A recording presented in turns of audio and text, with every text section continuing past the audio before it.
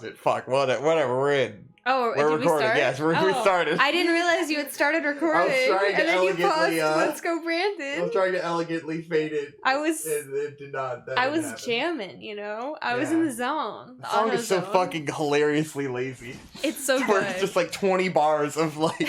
Let's go, Brandon. People just saying, let's go, Brandon.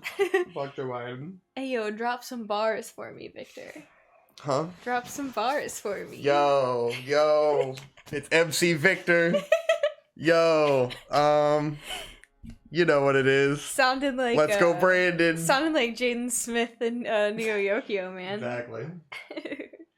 The Pink Christmas. The Pink Christmas. Have we recorded since Christmas? No. Are you sure? Yeah. Merry Christmas.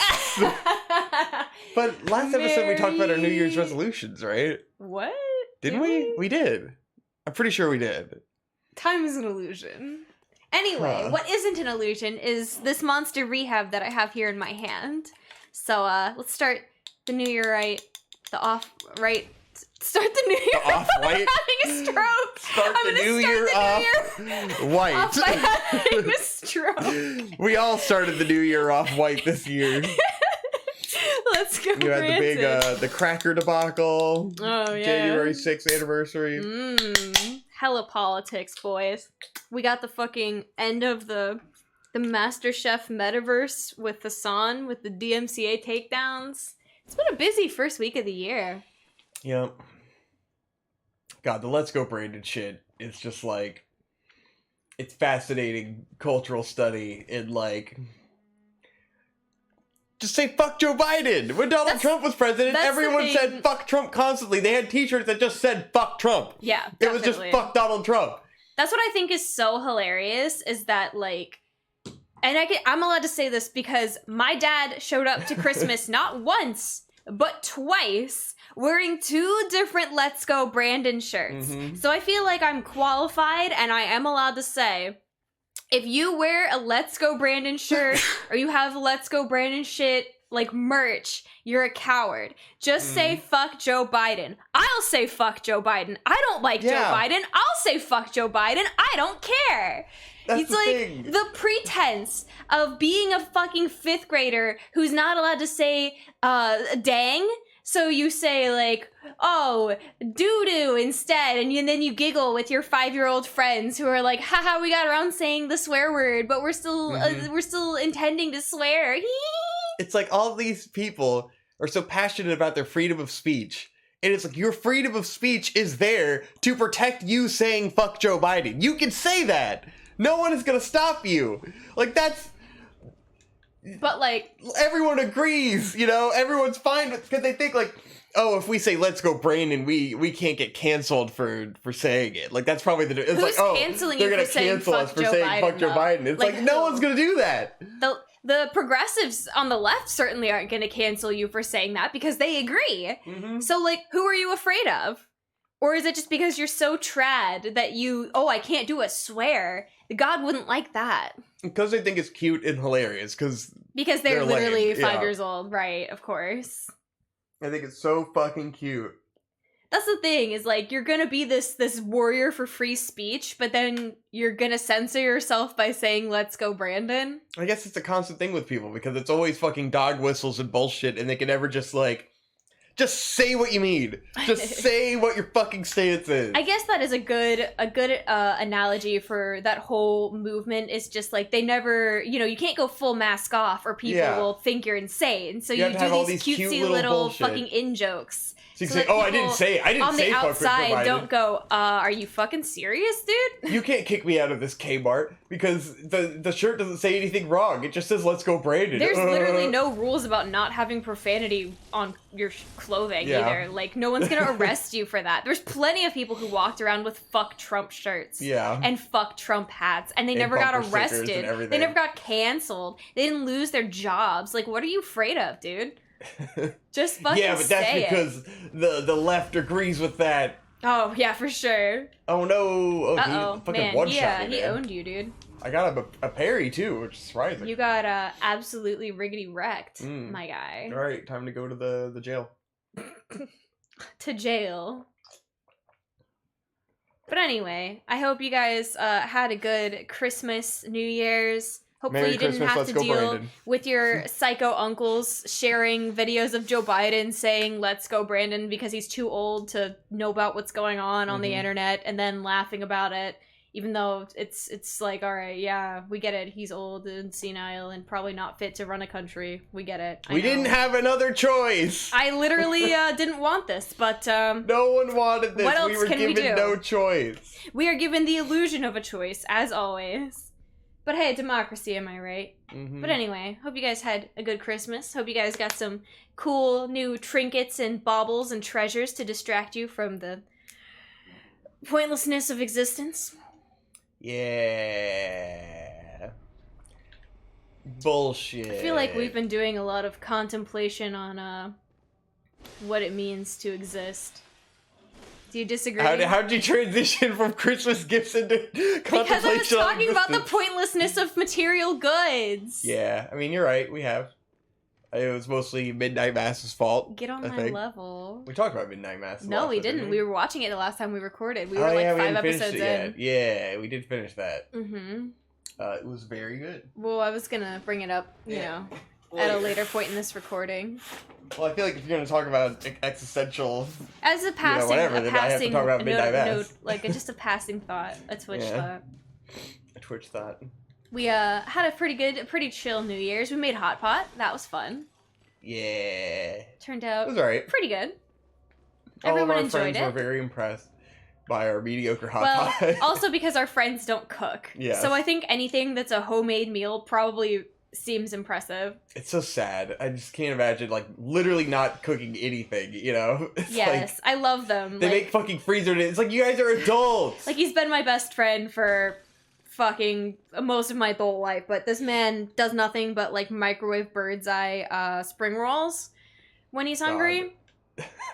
And, I just can't imagine a life like that, honestly. That's how you stay thin, I guess. I guess so. Yeah, when you hardly eat. Literally nothing. You really don't have to worry about your weight. No. Just sitting right back down. This game's so dark, and it's like reflections in the room just drown out everything. Yeah. But, you know, had some drinks, had some fun. It was a good time. It was a good New Year's Eve. We went ham for Christmas. We got all kinds of stuff. Oh yeah, we had Hope a ham boy spoiled Christmas. the hell out of me. She made me it was quite the spoiled young man. I didn't intend to, but I was like, well, because what happened was, I couldn't get a PS5. It's impossible. I gave up. So I was like, fuck it. Vic, do you want VR? And so he was like, yeah, give me the Oculus Quest 2. So I was like, okay, cool. Pick up the Oculus Quest 2 because I was afraid it would sell out for the holidays because no one can get a PlayStation or an Xbox. Yeah, Or little at did that she know, time, no one cares about VR. the OLED Switch was also very difficult to get. I don't remember how to play this game now. And one of my coworkers, after I'd bought the Oculus Quest, he messaged me and he was like, Walmart has the OLED Switches on sale right now. And I was like, oh yeah, sure. Because I figured it's one of those things where like they had a limited number in stock. You'd go and you try to get it, you'd fail. And I was like, sure, yeah, I'll just fuck around and see. So I go to the Walmart website and I find it and I put it in my cart and I'm like, haha, yeah, I've been able to put these things in my cart before. It never actually goes through. So I was just like, all right, well, just out of curiosity, I wonder what would happen if I hit the buy now button. And I fucked around and I found out and I got a OLED Switch and I was like, oh, well. Yeah. Oh, well. I guess it's going to be a really good Christmas for Victor. It was. You're supposed to say that you did all that because you love me and not because it was an accident. I mean, I'm kidding. It was a happy you would have accident. returned it if you fucking if you didn't love me. It's not like I regret it, but I wasn't intending on doing it, and then it happened, and I was just like, oh, all right, well. No, shit! Guy noticed me. Yeah, he sure did. I didn't notice him noticing me. Oh, God. What's in the I'm trying out bag? the axe now. What's in the bag? It's a guy. There's guys in the bag. Are you sure? Yeah, he got us in the bag. That's Half how we in the got here. bag? Because he put us in the bag. Half? Yeah, Is it's it half in the bag? We were half in the bag. Very nice. But yeah. Anywho, yeah, so it's been It's fucking good. sick. So I've had lots of toys to play with as I've been home for the last forever not working because it's January and fuck you. Victor has inflicted a wound upon himself, so he's been on restricted activity. Yeah, it sucks. It's like the worst timing, because it's one of those where it's like, you've got this time off. Haha, you can't enjoy it. Get fucked. Here's a back injury. So it's like, oh, I could start this off by, like, you know, getting a good workout routine going to start the new year, because, oh, my New Year's resolution, I wanna fix my body and get healthier. But too bad, I can't work out right now, because if I work out, it makes it fucking worse. Just what I've been doing is making it worse, because I can't relax. Yep. God damn it. So, the moral of the story is, when you're almost 30 and you haven't been in the gym consistently for a while, take it easy on the squats. First, I gotta say, the weight had nothing to do with it. I was lifting fucking nothing. It's because I had bad form and I squatted too low. That's all that happened. It wasn't the weight. I was going too low and I rolled my back and I fucking pulled a muscle. Oh, you was doing too much. I was doing like 110 pounds. Yeah, but you haven't nothing. squatted in months. I know, and that's why I had easy. terrible form. I'm just not gonna do fucking squats anymore. Jesus Christ. There's no reason to do it. We can just do fucking, just literally just stand and squat. The weight is pointless. It's entirely pointless.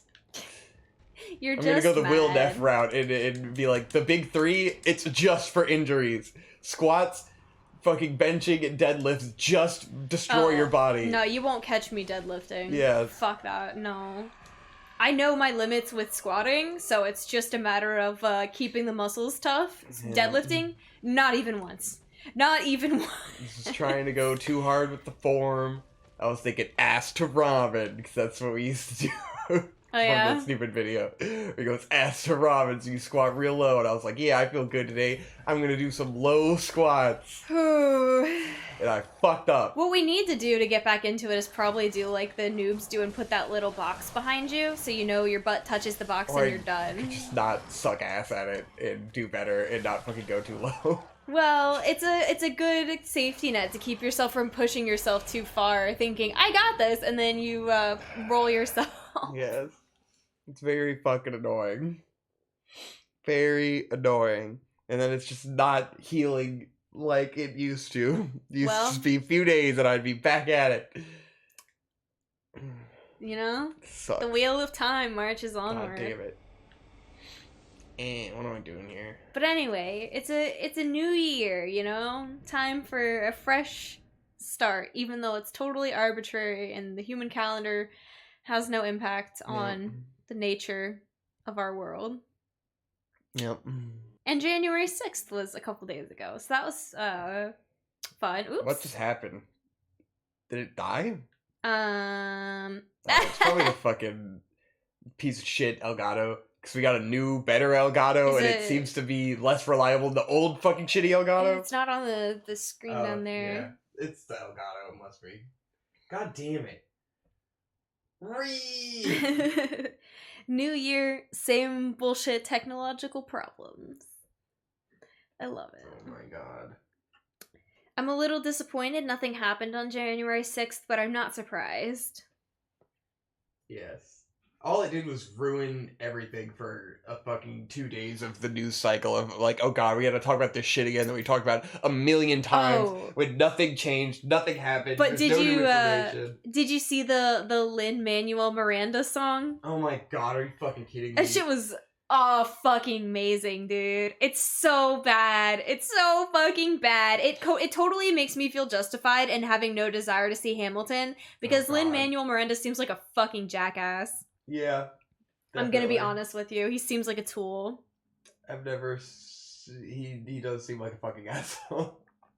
He seems so fucking smug. A smart... He's such a classic, like, lib. Yeah.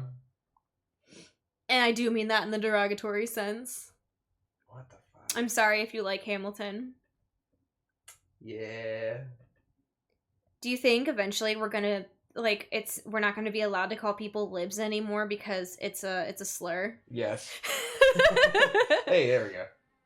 I deactivated and reactivated. Because, I mean, now we're not allowed to call people, you know, unleavened bread and whatnot. because that's What? racist. Oh, cracker. Yes. Can't... It's YouTube. You can still say cracker. Are we? Are you It's a let's play. They don't care. DMCA for saying cracker. You can't get demonetized if you're already not monetized. That's true. I guess you're right. I don't care. I will still say cracker. I just Fuck think the crackers. it's so funny. It's that so people fucking stupid. Want to pretend that anyone is offended by that. It's Yeah. so, like, just the most mild insult imaginable. It's just cancel culture from the right. Yep. Absolutely. Because cancel culture comes from all fucking sides, and we all know it. But they'll just keep saying it all the fucking time and have the same conversations forever. Of course. Yeah, nothing is gonna change. It's the classic. Fucking, there's so many bigger problems in the world than worrying about the use of the word cracker. Yes. But alas, they got their way. However, does this mean that the restaurant Cracker Barrel is now using a slur Yes. in the name of their chain? Now we don't even have to call it Honky Basket anymore, because it's already It's Cracker already a Barrel. slur. It's already a professional slur. I mean, the thing that makes this even funnier is that I don't know if like the right thought they were getting a win in on this or something, but now I feel like when you call someone a cracker, it actually can hurt because they've given it power. So now, if you look at someone who's triggered by that kind of stuff and you call them a cracker, you're actually going to upset them. And that's been like, it's ironic because the sort of right-wing libertarian take on like the N-word for the longest time has always been, oh, well, you're just giving it power. Giving it power. You're just giving it power. Why don't you just take away its power by normalizing it? And that was like the argument with fucking, fag and shit like that by Louis C.K. back in the day. And it was always people who don't understand like the hurt of it telling people who are hurt by it, just stop why being don't you just upset. stop being upset? And so for them to come around and do this with Cracker now. When it comes around to them, it's like, well, just don't be hurt by it. In fact, no one was being hurt by it until you insisted that you were being hurt by it for no reason. And now we can hurt you with it, so congrats! It's perfect cyclical you irony. Get perfect persecution points because you always have to be the victim. But then, like, they would turn the same fucking hypocrisy card around back on us. So it's an endless cycle of bullshittery. Here's the except thing, that though. they legitimately aren't upset by it, and other people legitimately are upset by other slurs. But Victor, consider this. We now have an additional tool in our arsenal. Because we can give the C-word pass to our African-American friends. Yes. You get the cracker pass. I'm gonna give you the C-word pass, buddy. You are allowed to say cracker because we're homies. Yep. Holy shit, this is a lot of guys on the stairs. Yeah, but then we're gonna become white in name only. And they'll be like, you can't give the cracker pass because you're not a real white. I mean, those people would already probably try to disown me because I'm a quarter Mexican, so I'm not white anyway, according to their standards. Yeah, but you're classic white girl, quarter Mexican, I mean, I would say I'm white, but if you're a purist, you would probably not accept that I'm white. You are a muggle. I am a muggle, You're indeed. a mixed breed. I'm a halfu. Yeah. You're like Inuyasha. Just like Inuyasha. You a fucking loser. Mixed breed piece of shit. I didn't even get Blades of Blood. This is big bullshit. Guy. Big guy. Big boy. I don't want to fuck with that guy. He's large. Yeah. I like him. He's neat.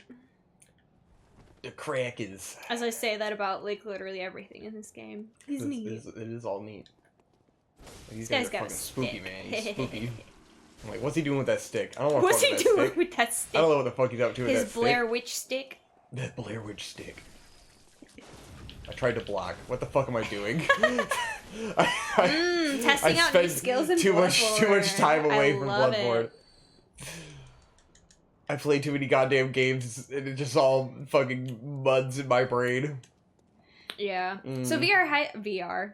Hi VR, how are you? VR. Victor, how you been enjoying the Oculus Quest? It's been fucking sick. It's been dope. I've been wanting VR for a very long time. Yeah, you've been a VR wanter for many years now. Yeah, it's worth the wait because now there's an assload of games to jump in on, you know, which is becoming a problem because I've got all the time in the world and I'm just sitting around buying video games. Classic.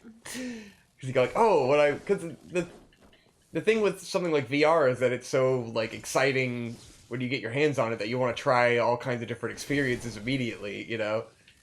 And so it's like, oh, well, this game plays totally different. I want to try that out. Not that I've bought like a ton. I think I bought like Yeah, I don't think you've 4 gone or like 5. insane. You've bought a couple games because it's a Yeah. new system and you need games. So we immediately got Resident Evil 4 and Super Hot because I knew I would enjoy both of those. Yeah. Resident Evil 4 I played the least because I was trying to play it with you, and we haven't had the time. And I fucked up my back immediately after getting it, so it's like we can't really have you standing up and doing too much. And that's how I fucked up my back again because we were playing Pistol Whip, which is really fucking Pistol good. Whip is a lot of fun.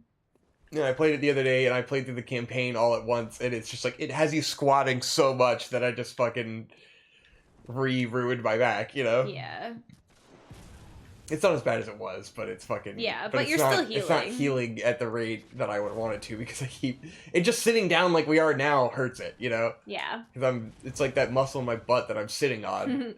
The buttsole. Yeah, the buttsole. So fucking frustrating. Yeah, we've been doing nothing but fucking slapping salon paws on Victor for the past, like, 2 weeks. But, yeah, Pistol Whip is a lot of fun. I've been enjoying what little bit I've gotten to play of that. You do fucking sweat, though. Like, that game is a fucking workout. Like, that's the first one where I was like, this is a viable workout console. Like, yeah, and it's a lot of fun. It really fucking you know? pushes you to the limit. Which I imagine Beat Saber, when you play on the higher difficulties, will get there. Beat Saber is a workout as well. I can't wait to play some Beat Saber. Yeah, which I bought Beat Saber on the Quest 2, but then I need to figure out... Well, I found a bunch of tutorials on how to mod it to get custom songs, because like obviously the songs that come with the game are kind of ass. And then all the song packs are like, Lady Gaga song pack, Green Day song pack. I'm like, so it's all the most sellout-y bullshit bands you could possibly imagine are the expansion packs. But do they have Wonderwall? Oh God. Why do they have Wonderwall? That's the joke. That's the basic song. I see. God damn it. Do they have Wonderwall. fucking Father of All what or would be whatever that nice Green Day is if they song had is? like a variety pack, like Guitar Hero or something, where it's like you get a whole bunch of different artists. All they have are dedicated artist packs. So it's like, what the fuck? How is there not like a Hot 100 pack or something where you get multiple artists? I want to play every Lil Nas X song on Beat Saber. Like, who wants to spend like $20 to get a few Lady Gaga songs? It's insane. Yeah. Totally fucked. It's like when they release like Rock Band Aerosmith. It's like, who wants just an Aerosmith game? That's ridiculous. I don't even think that many people are Aerosmith fans Exactly. anymore. It's like, what are you guys on crack? That's what started to completely ruin that whole genre of games. The started doing dedicated things. Like, just do some fucking DLC if you're gonna do that. Why would you make a Rock Band Aerosmith fucking game? It's so stupid. Just gotta mod that bitch and get some good songs on there. Yeah, I it's am like a whole fucking excited process. to get through. I wonder if Pistol Whip is gonna get away from just EDM songs. I don't think the so. further in we get. Nah, it's definitely not. It's just EDM. It's just EDM songs. That's the only bummer. I'm not really into EDM. The thing with that game is that it's so like particularly timed with the music and everything that I don't know that there's like a mod scene for it. You know, I'd have to look into it because it's like not every type of music would play. But it's more about the gameplay than the songs themselves. And the songs are so like intricately woven into the gameplay. Yeah, I understand really why well. it would be difficult. It's just it's not my preferred genre. Wow, this isn't even as good as Interactable. Resident Evil. You can't knock the bucket down. Garbage. Bloodborne is a shit game. Jeez, I've been overhyping Bloodborne for so long. Yeah. Pretty Oh shit. my god. Damn, this guy You're is just gonna absolutely spam bullets, huh? waylaying you, dude. Fucking dickhead. He just said, here, take some fucking scatter shot, you bitch. Oh my god. Of course, he's Good probably lord. got infinite ammo. Yeah. Holy hell, guy. I mean, come on. Get it together, bud. We've also been playing, Dante's Inferno for the PlayStation 2. I mean the PS3. Or PS3, excuse me, the PS3.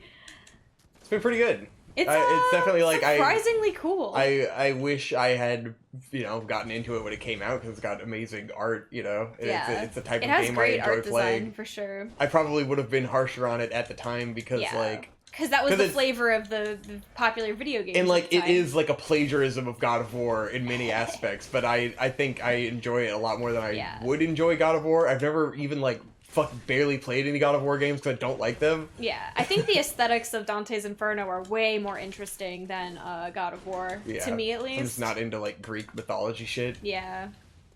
Jesus Christ. And Kratos is a lame-ass character, but I mean the guy from Dante's Inferno also sucks ass, but that's at least that's the point. Plot. It doesn't like glorify him. Yeah, he's not a cool guy. He's a dumbass. Yep. I do enjoy the cross that is sewn into his chest. I think that's a neat touch. It's pretty cool. I mean, everything artistically is fucking dope. It's kind of cool and refreshing. It almost feels like going back and watching 80s movies where it's like there's just tits everywhere in this game. Absolutely. And it's like I just haven't seen that in forever. And it's like I don't think that's something that needs to come back or anything. And it's like I get why we moved away from that, but it's really interesting to go back on this era. Yeah, it's a fun thing to go experience. Yeah, I don't want games. Yeah, I definitely don't want that to saturate games. Like we shouldn't have tits out in every game, but to go back and see a game like that is like, haha, yeah, cool. It super works. It is thematically appropriate with the game, so it's like. It would feel lame if it weren't like that, Because a big theme in the game is, the things Dante has done. You're going into hell. You're going into hell. Because it's supposed to be savage and metal and hot and sexy and crazy. And he is a very pent up sexual rage kind of guy. So it makes sense in the design of the game to have some tits. Like, that seems logical to me. It digs into that sort of thematic sexual discomfort and rage that comes from his girlfriend floating around with her boobs out constantly, and Satan is just grabbing her boobs and molesting her all the time. And it's the plot of the game is that Dante's wife is getting fucked in hell because he cheated on her and broke her vow, and so now she's Satan's concubine, and it's just well, because basically he brings it all on himself because he made this promise to her that when he went on the Crusades, he wouldn't fuck anybody else. He didn't follow through on his promise. His wife believed in him so much, she made a deal with the devil that he wouldn't cheat on her, and then he did. So she lost the deal, and now she's Satan's wife. That's what happens, dog. And it's hilarious. You fucked up. And it's from a feminist critique context, it's the character of the wife is being treated like an absolute object in terms of being the motivation for Dante's rage, but it's also hilarious and epic and kind of perfect, and it speaks to the ultimate masculine rage of the worst atrocity is that you're being cucked by the devil. I think it speaks more to, whereas and now I've never read Dante's Inferno, I'm not gonna lie to you, but from my understanding of it in the book, Dante is very much held up as this cool guy who's so enlightened and he knows what's going on and he's fit to pass down judgment on all of these people who are in these different levels of hell. Whereas in the game, he's very much held to account for the fuck-ups that he's done and how dumb he is and the stupid decisions that he's made. Yes. And so even though his wife doesn't have a lot of agency and it's not, it's not going to be a feminist game or anything, it's more to the point of bringing Dante down to the level of he's just a man. There's nothing special about this guy. He's an idiot. He's fucked up and he deserves to be punished. Yes. And it's the audience for this game is obviously they didn't make this going women are gonna love this. It's a male-centric game. Not everything has to have fucking feminist values in it to be worthwhile. It's an extremely adult game, they know their audience and they know every man's worst fear is getting cucked, or well, some men's worst fear. Partially because one of the funny things is that she's not even really getting raped, right? Because it's you can have the great fear, rape she's is sort of respecting the deal fear that she made, that's honorable, and she's kind of consenting to it, and she doesn't even seem really that she's fucking distraught. Dante fucking broke her heart, cheated on her, betrayed her trust. She has every right to be all right, well, You And so lost it's it, like, bud. in that aspect, it's playing more to the fear of cuckoldry than it is to the fear of rape, which is kind of interesting. That's the thing, is like, she's sad and she's definitely like disappointed, but she's not like actively being traumatized or in severe distress. So it's she's like not happy about it, but she's not like being fucking traumatized either. Yeah, and so she doesn't even necessarily need to be saved, you know? Yeah. Which is kind of the comical part, which is like, it's all Dante's ego being damaged and not really her needing... Like, she didn't say, Dante, please rescue me. He wants to rescue her because he thinks, you know... Well, like, it's like a pride thing. It kind of starts with her asking Dante to rescue her, but then as it progresses and more she is like, you know, she comes over to the side of the devil, it's more about dragging Dante through the suffering that he deserves than rescuing her.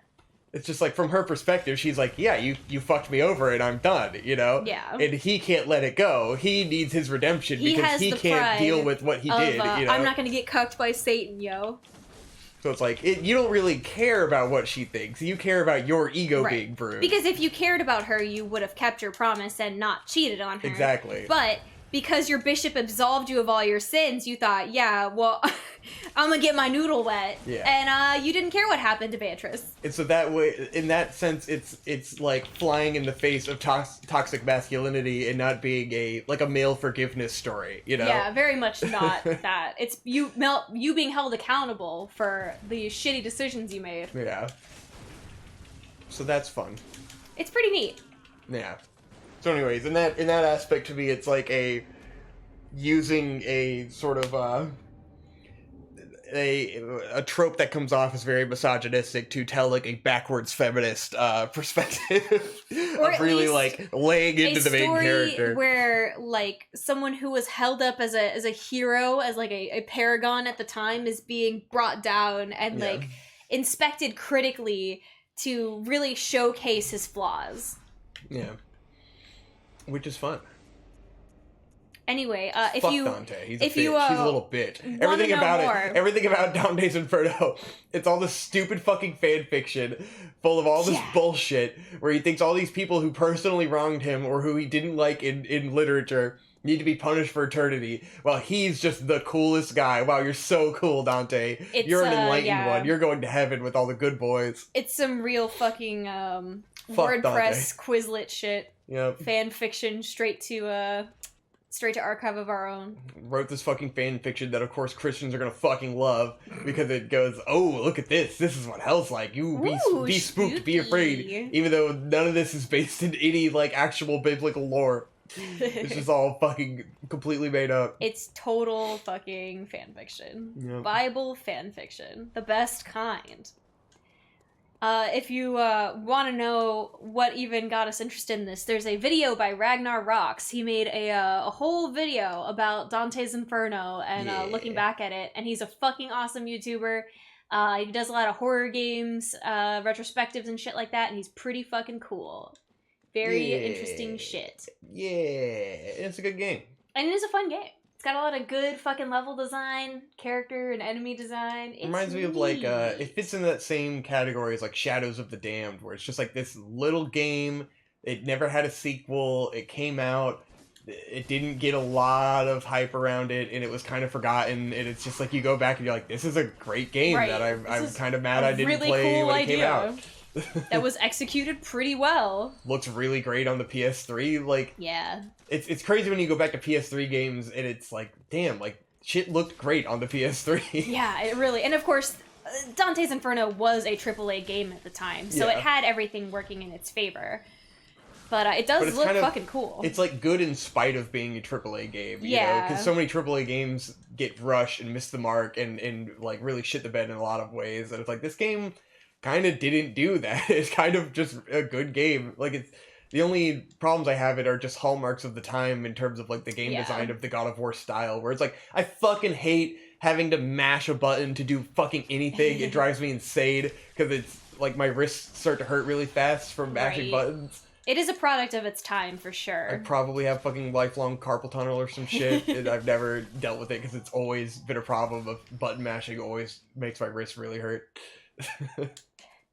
My favorite thing about the game is that anytime there's a cutscene or any kind of interaction, it always ends with Dante just being like, I don't understand! What's going on? Yeah. I don't understand! It's like, Jesus Christ, man, get it together. He's so immensely stupid. He's so fucking dumb. And I hate the cameras sometimes. It's just incredibly poorly placed. Yeah. Certain enemies are just not fun to fight. Like the fucking harpies, where it's just like, there's not a clear, like usually with these types of games, there's like a clear key to defeat each enemy. And then like, it's all about throwing a big variety of guys at you, and you have to like strategically know the right way, the right combo to kind of take out each guy. And some of the guys were just like, I don't fucking know, dude. They're just so annoying. I don't know what to tell you, dog. Yeah, I don't know. But overall, very fun. And I always think it's really funny to, so in the game, there's a system where you find people throughout your journey through the layers of hell, and you can either absolve them or damn them. And I think it's so funny sometimes to read why these people are in these different layers of hell, and it's just like, this guy loved his wife, and he was real sad that his wife died, so he committed suicide, and now he's in hell, and it's like, bro. It really gives you perspective. And I feel like the game developers are kind of in on it with you in terms of like showing you how ridiculous it all is. How and, fucking like, silly it is. How contrary and stupid and just ass backwards this entire belief is, where people are punished, like everyone's punished on an equal playing field in terms of severity of what's happening to them. Like they're all suffering immensely for dramatically different levels of shit they did. Like, this guy murdered 20 women, and he's suffering the same amount as a guy who stole a couple coins out of an offering tray. And it's like, bruh, that's not okay. Or the classic, like, this woman's entire family was murdered in a castle siege, and she fucking took her own life before she could be murdered by the other people, and now she's just a tree forever in hell. and the trees bear fruit that are eaten by crows for eternity, and it's painful because they didn't value their body that God gave them. Your life. It's like, we would be down there for having tattoos. Right. We would be suffering eternally in hell for having tattoos. This is what the belief is. You disrespected God's temple, right? It's truly hilarious. So fucking absurd. And I believe there's some implication that this is the Christian hell. Yes. And that there are other hells for the Muslims. There's some sort of line of dialogue that seemed to imply that to me. I don't think they meant to imply it. Because there's also like the infidel layer or whatever. Where that's it's all true, for the people who didn't believe. In the unborn babies. Or the unbaptized babies. Yeah, all the unbaptized babies. They hit you with that early, and it's fucking so awesome. It's like, yup. This is what they believe. Yep. Unbaptized babies are all here in hell, and they have sword arms, and they attack you. It's fucking hysterical. Literal infants who come out of these, like, vagina-shaped walls, and then they have swords for arms. I think that's my favorite monster in the game, because of this sheer absurdity of unbaptized babies going to hell and becoming demons. Christians at the time literally thought that the babies would just be in hell. Yep. Seems fair. Seems totally fair. It's like, these aren't even aborted babies. These aren't fetuses. These are just infants that died that were unbaptized. Yep. How insane is that? And I like how later, that's kind of retconned in the Bible by saying that there is a certain age up until which, like, you basically get absolution for freezies. Oh, wonderful. That's at least what, when I was growing up, that's what I was taught, is that until, and they don't tell you what the age is. It's just like, there's a mystical age where, like, up until that age, you can't be expected to, like, make a rational decision to become a Christian. And so if you die, you automatically go to heaven. Yeah. But they never specify, like, what's the age? Is it 10? Is it 6? Is it 15? I don't know. Fucking wonderful. Well, I'm glad they retconned that, because they realized it was fucking insane. To just send babies to hell because they weren't baptized? Yep. Yeah. Sorry, just a little babies. Bit. Oh, man. You should have made the decision to baptize yourself. Right? Come on, guys. You gotta pull yourself up by your Christian bootstraps. Baptize yourself, bruh. Were they not baptized in the womb by the... by communion? But, the fluid inside of the womb. Amniotic fluid. Yeah. maybe. Your baptism of blood when you were born. But yeah, pretty fucking neat. I had a craptism when I was a kid. Yeah? Yeah, that's when you're just dropped in a vat full of shit. Yeah. Oh, that explains a lot. The Satanic Temple's baptism. Oh, of course. You're just thrown into a big pile of doo-doo. I didn't know your parents were actually Satanists. Yeah, wow. That's why I had my craptism. Every baby does it. Every baby does. So, like, do they just straight drop you into the vat, or, like, do they do the little sprinkle like they do in the Catholic Church, where they sprinkle the water on your head? Nah, dude. They dunk you, bro. Come on, dude. Do a little dunkaroo. It's gotta be hardcore. We're talking... But, like, which part gets dunked? Like, just the lower half, or, like, the whole baby? Head. It's like putting in a Claire... You gotta baptize the head. The chocolate dunk. Yeah. Exactly. It's like... Or, like, a mini donut, a mini chocolate donut, you'd whoop the whole thing. They give you the poo-poo crown.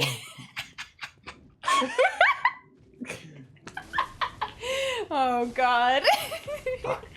Well, if there is a hell, we're definitely going there. I can't wait. I can't wait to be a fucking tree. Oh, man. I'll say, I mean, with suicide, you can really choose the layer you go to. But then it seems like some people had combo sins, you know? That's so I think true. it's like, So do you which go one to the weighs the layer heaviest? that's the worst? Like, if you were a psycho pedophile murderer and then you killed yourself, do you go to the suicide layer? Like... That's a great way to opt out of, like, the lower levels of hell, I think. Yeah, it's like people are kind of judged on one sin. I think, you know... Maybe it's whatever you did the worst. Like, does Committing, Hitler go to the suicide hell? Committing not alive in Roblox is, like, the worst sin according to the Catholic Church, I believe. And then if some cucked badass comes down there and it absolves you, do you, like, if he absolved Hitler, would Hitler go to heaven? Like, what the fuck? He would at least go to purgatory, right? Yeah, I guess so. He might have to work his way up from there, but, yeah. I mean, if they just let him into art school. Yeah. Right? It really wasn't his fault, because they put him down. They didn't let him have an artistic career. So honestly, he should be absolved of his sins and go to heaven. Dante. Where he can paint for eternity. Wiggly wiggly wieners. Yeah. This place is dope. Bloodborne's fucking amazing. Bloodborne's so cool. Look at that. Look at that Whoa. fucking You can see it sky. Ooh. Mwah. Chef's kiss. And Mwah. the Bloodborne sun. Is that like the eclipse sun that Bloodborne Donald Trump sun. looked right into? Won't you come? Sorry, you're making a Trump joke. I was. I was too busy singing You were Bloodborne singing. sun. Yeah. And That's wash okay. away the born Bloodborne sun. Won't Boys. you come? I'm gonna come. I'm gonna come. Bloodborne sun. Jesus Christ. Yeah. This would be a fucking sick game in VR.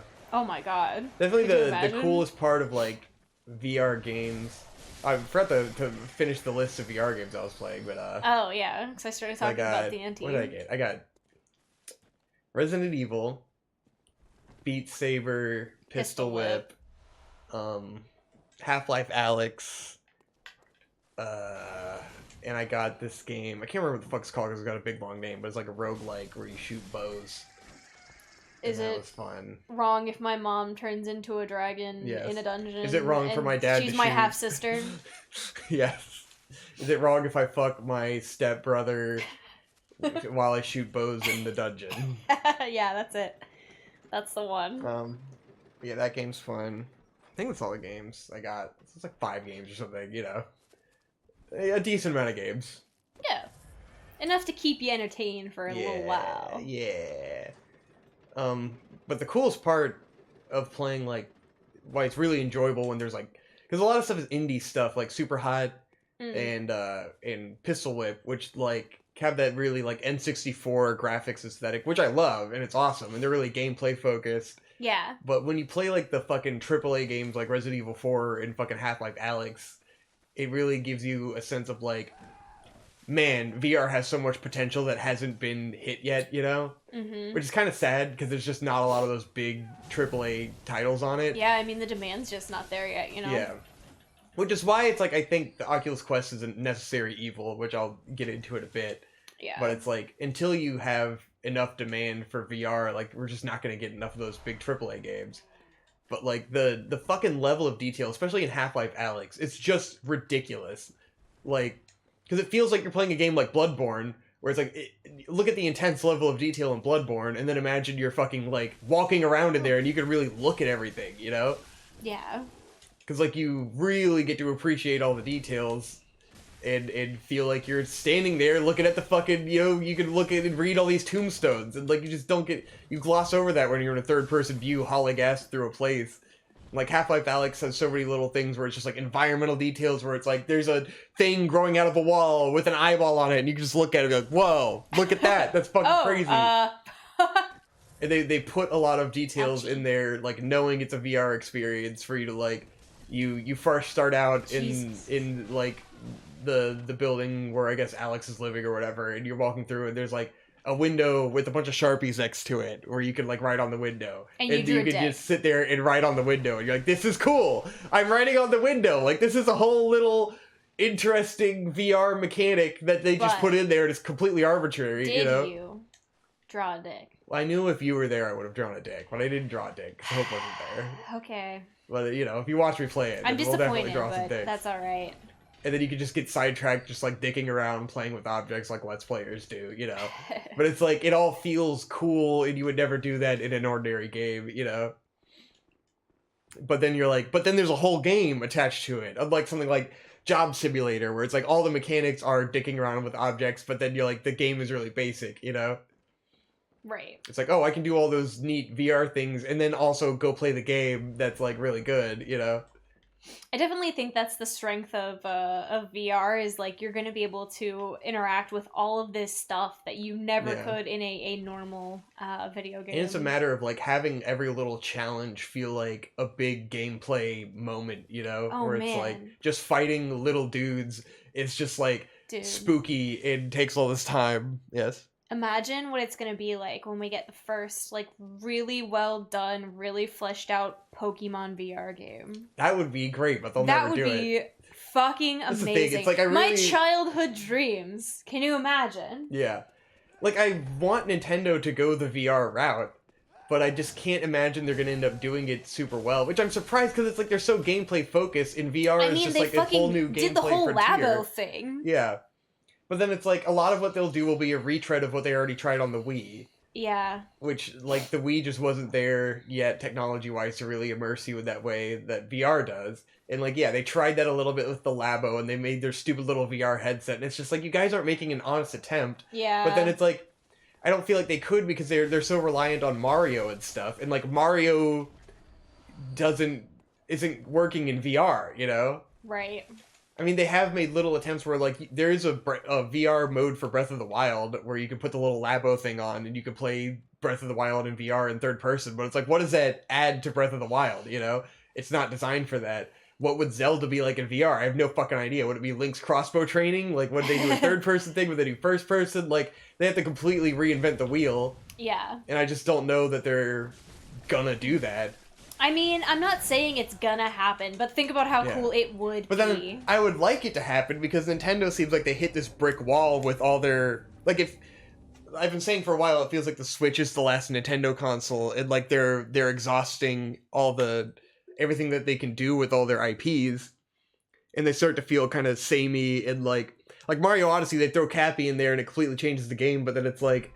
It feels like level design wise, they don't care anymore, you know, where it's like they aren't going as hard as they used to in terms of like, I don't know, talking out of my ass, but it's also, I felt like with the latest generation of Nintendo games, like with their design philosophy of like, we don't want to do the same thing multiple times ever. It's like, well, then what's left is there to do if you don't just want to make new iterations of the same shit? Like, all you have is new iterations of the same shit. Where do you go except for a new frontier like VR, you know? Yeah, Fuck. I mean... I lost all those fucking souls! Really? All I want is to be able to, like, pet an Appleton or, like, a Hay and Growlithe. Can you imagine? Like, you pick Pokemon it, you could pick it up? Could you imagine picking up a Growlithe?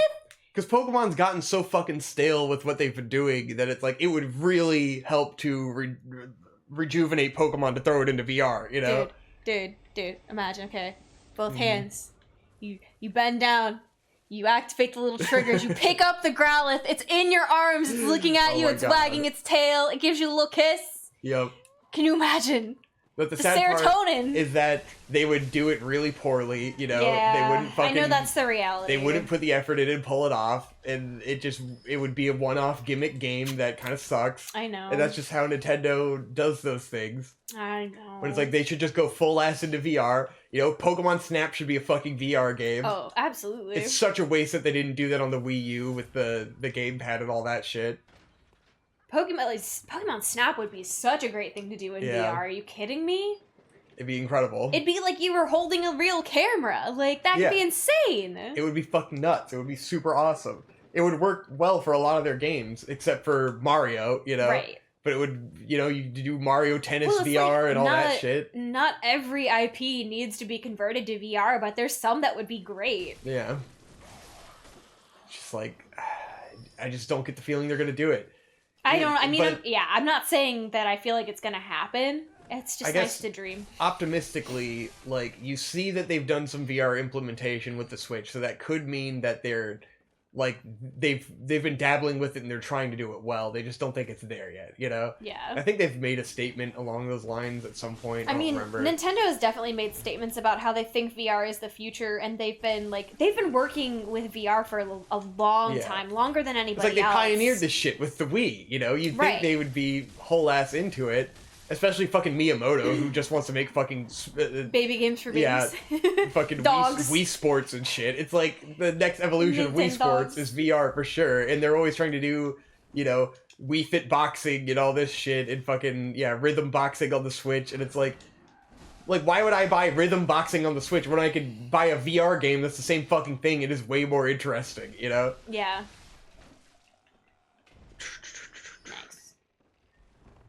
But then it's like, Smash Bros. Doesn't translate into VR. Oh, yeah, like, you couldn't do that. Certain things they just have to leave behind. And then there's so little demand for VR that it's hard to get there. Which is why, coming back around to Oculus Quest 2, I'm hoping that Oculus Quest 2 is the thing that can push VR over the edge in terms of, like, getting it into people's hands. Because one of the problems with VR so far has been that there's no fucking marketing behind it. Yeah. Like, have you ever seen a commercial for the Vive? No. Or even the Steam console? It's like, you only know about it because you're a gamer and you're on the internet and, like, and these things get put in front of you and you're interested in it. But, like, most normal people don't even know that VR has, like, gotten anywhere except for the Oculus Quest 2 stand in Best Buy, you know? Like, Facebook is the only company that has the money to throw down to really advertise any of this shit. Where it's like, there aren't TV commercials for Steam, you know? It's gamer shit. It's super online gamer shit. And but I think that's where they're going with Meta, about how they're talking about how, like, all the your Zoom office conferences are going to be in VR in 5 years or whatever. I think it's bullshit, but, like, they're pushing. But it's also, in terms of just advertising for gaming, it's like, the AAA studios have always put shitloads of money into advertising. That's why the Wii did so well and all this stuff. And the Quest 2 gets advertised like a motherfucker. Like, I can't avoid it online now because I've shown interest, so now it just puts it in front of me constantly. But, like, they have TV commercials for the Quest 2. Like, that's what it needs to reach the level of demand to get to the next level. It has to be cheap enough for people to buy. It has to be marketed enough that people know it exists. And then once that flood of money comes in, because there's now an interest that they've generated through advertising, now it can start to get to the other studios who can put more money into it, you know? Now Nintendo will see a future in VR because they can actually sell enough fucking VR consoles if there's a demand for it. But they have to create that demand. Yeah. Wow.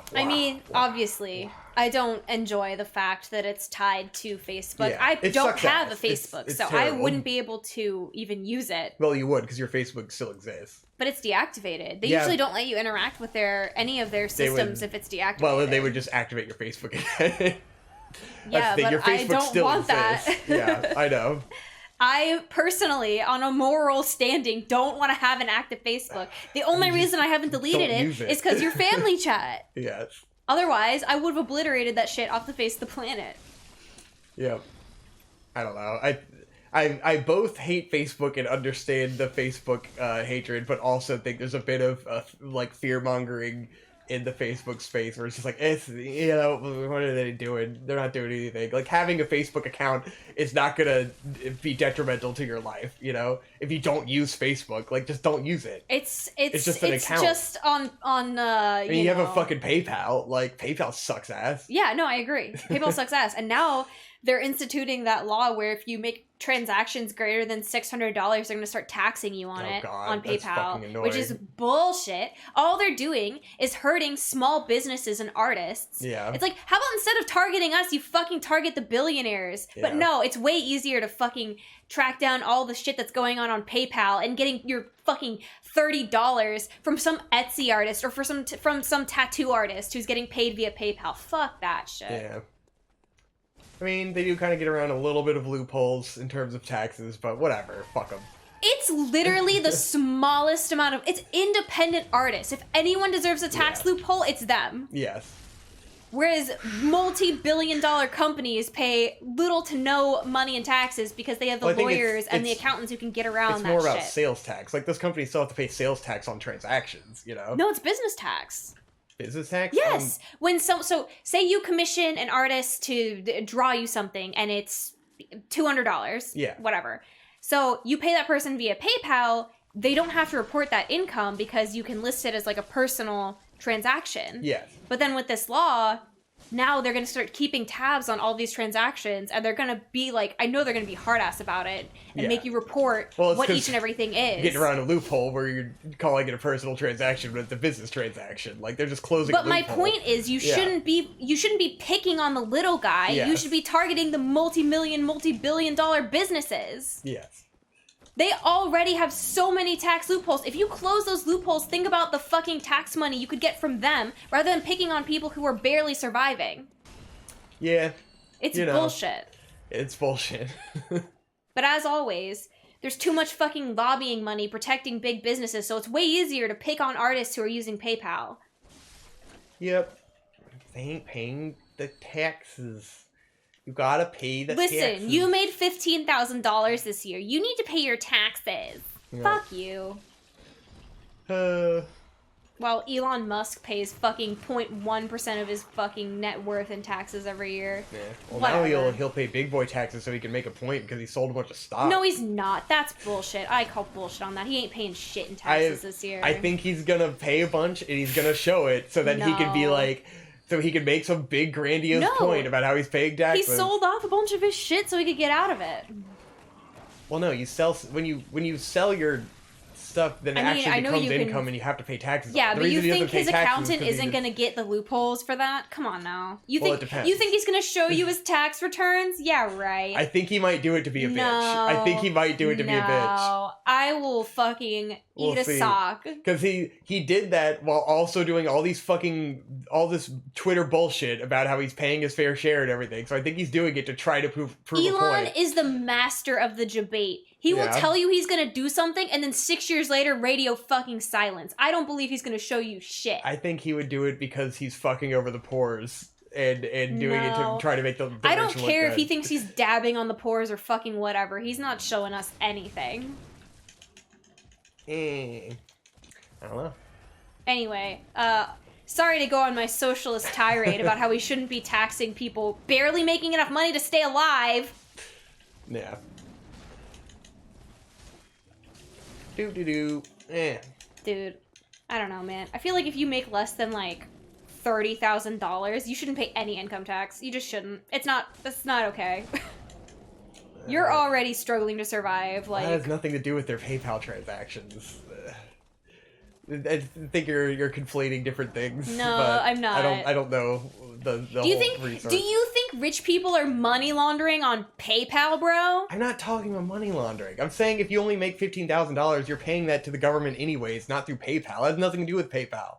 But what I'm saying is, do you think that like people are making big money and like hiding it from the government via PayPal? No. I'm confused on the issue, I guess, or what the tax implementation is. What I'm saying is this is something that's targeting people who are in a lower tax bracket. People who are using PayPal aren't like big businesses. So it's just sniping people who are in lower income brackets and trying to take more of their money. Yes.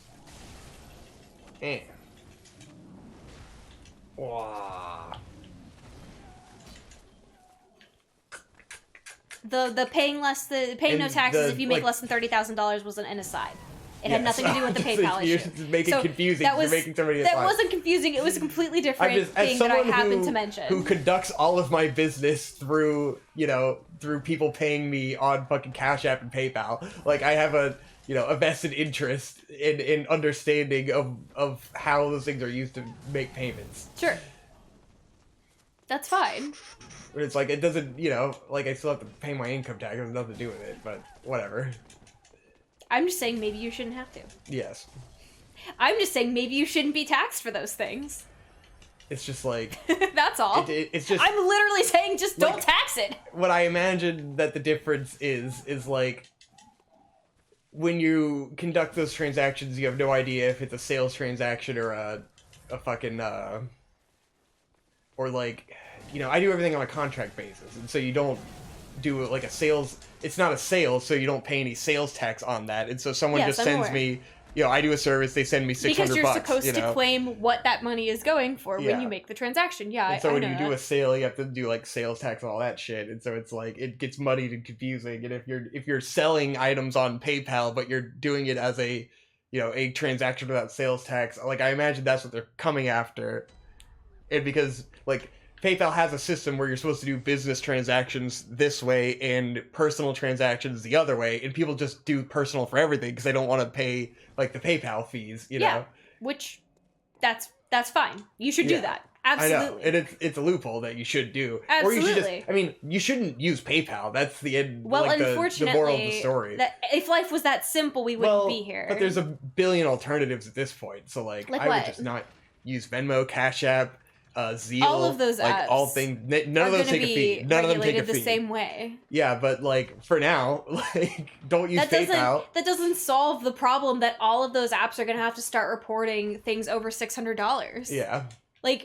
They're closing a loophole for people in lower incomes to try and force them to pay more income taxes, rather than trying to close the loopholes for the higher tax brackets. I don't know. That's the problem. I want to read about it because I would like to understand such things for my own personal benefit. I'm saying, just that, maybe we should be worrying about the people we could actually get more income and sales taxes from, rather than independent artists. Yep. Yeah,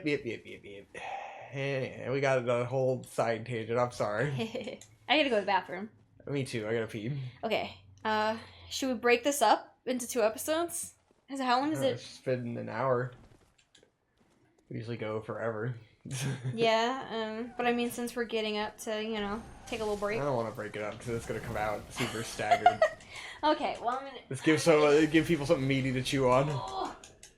Everyone take a pee break. Leave the video on. Do something else. Or watch me struggle against all these dudes.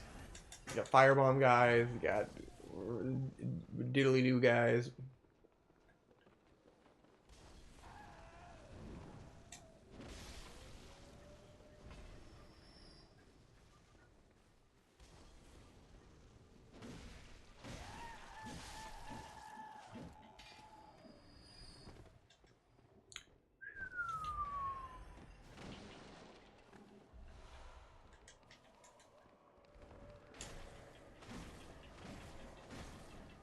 Hey guys, I forgot that I was doing Let's Play. Here we are in the place, we're killing the guys. Taxes, am I right, boys? Do them, you better do them. Don't get fucked by the IRS. Do your taxes. Small business, am I right? Oh shit, we're fighting this spooky dude. The Witch of Hemwick. Where's that fucking witch at? I don't want to fight this guy. That's better. Where that invisible bitch? Ooh. Oh, I gotta pee bad, but now I'm the boss. Oopsie. Looking for the witch. That being said, I personally have no problem paying my income taxes because I am comfortable and I should pay my fair share as someone who makes a decent amount of money. I mean, and I'm only referring to people who are living basically at or below the poverty line. Because our government refuses to take care of them. Yeah. I don't know. There's too many intricate things on that level of yes, but they're probably not really paying any taxes anyways. From my experience, I didn't pay shit when I made no money. You know, we already protect those people. I think that depends on your situation. Yeah, I mean, if you're an independent artist person to and you're only making $15,000 a year, you're not paying any taxes. Oh, this guy's so gross. Yeah. Ugh. Too much nuance in this discussion. Wouldn't it have been even better if, you know, the end of the year rolled around and they were just like, you know what? You didn't make shit. You don't have to do anything. I mean, they do. They kind of do.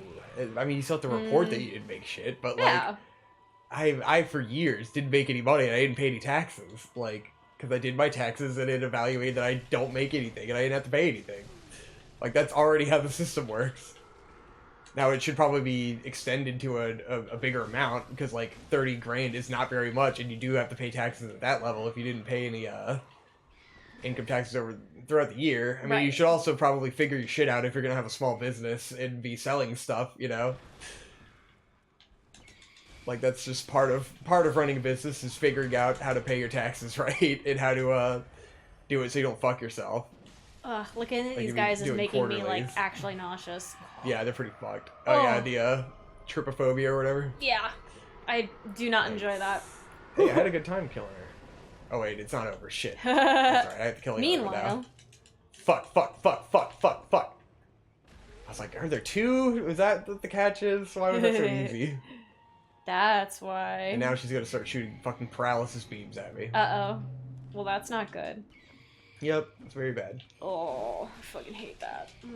Why are there so many of them? These guys are spooky. Spooky boys. Where did she teleport to? Teleport. Come on. Where's that bitch? Grant us I don't know, guys. Leave your socialist takes in the comments section or something. I don't know. I know a lot of y'all are starving artists. You agree with me, right? You know, I always feel the need to You've watched too much Joe Rogan, Victor. No, it's just that, like, I've been a broke artist, so it's like I understand where the line actually is, and if you don't discuss the line honestly on where the line is, then people will fucking, you know, will twist your argument and shit on everything. Not that we're having an official fucking debate, like this is a debate stream. The real, but it's like, real Noam Chomsky like, debate. You gotta understand the full nuance of every situation so that you can argue for the right change and not something that's already exists, you know? Right. Well, that's what I'm saying, though, is like, we need to sit down and really assess what the poverty line truly is. Because right now, the poverty line is absurdly low. You cannot feed a family of 3 with one person making $30,000, even though $30,000 is above the poverty line. And the, like, part of the problem is that, like, you can literally feed your family and live in poverty with government subsidies and shit, and welfare, and all these programs that we created to let you do that, which comes at the expense of the American taxpayer and not at the expense of Walmart that isn't paying their employees enough. Like, that's the overarching issue that needs to be addressed. Right. So if we raise the minimum wage, if we reassess the poverty line, that would take a huge burden off of the taxpayers. It would make companies pay their employees more. But tough titties, that's being a company, bro. And it has to be, like, there has to be regulations to mitigate inflation from happening because companies decide to fuck over the consumer when you implement those things on them. And then it's like, when our whole system is rigged to allow companies to pay you next to fucking nothing with welfare making up the difference, then fucking you have to change a lot of shit to fix the problem. Oh, I mean, it would have to be a fundamental change. It would be a massive overhaul. I'm not gonna pretend that's not the case. Very little to do with artists and PayPal. So it's like, well, it's the fundamental base that causes that problem. So it actually has everything to do with it, you know? That problem exists because of the structure of our tax setup and our economic setup. So, like, if we were to solve the base problem, that would solve... I can't believe I fucking died. That would solve everything we're talking about. Yes. We need a systematic change from the floor up. Yeah, pee. Bye. Brokeback boy. Hi, welcome to my TED Talk where I'm not an economist whatsoever, and yet I use my half-ass knowledge to discuss my socialist ideals here on Vic and Hope. I hope you're enjoying that. As someone who is not an artist and has a normal job and lives a middle-class, comfortable wage life.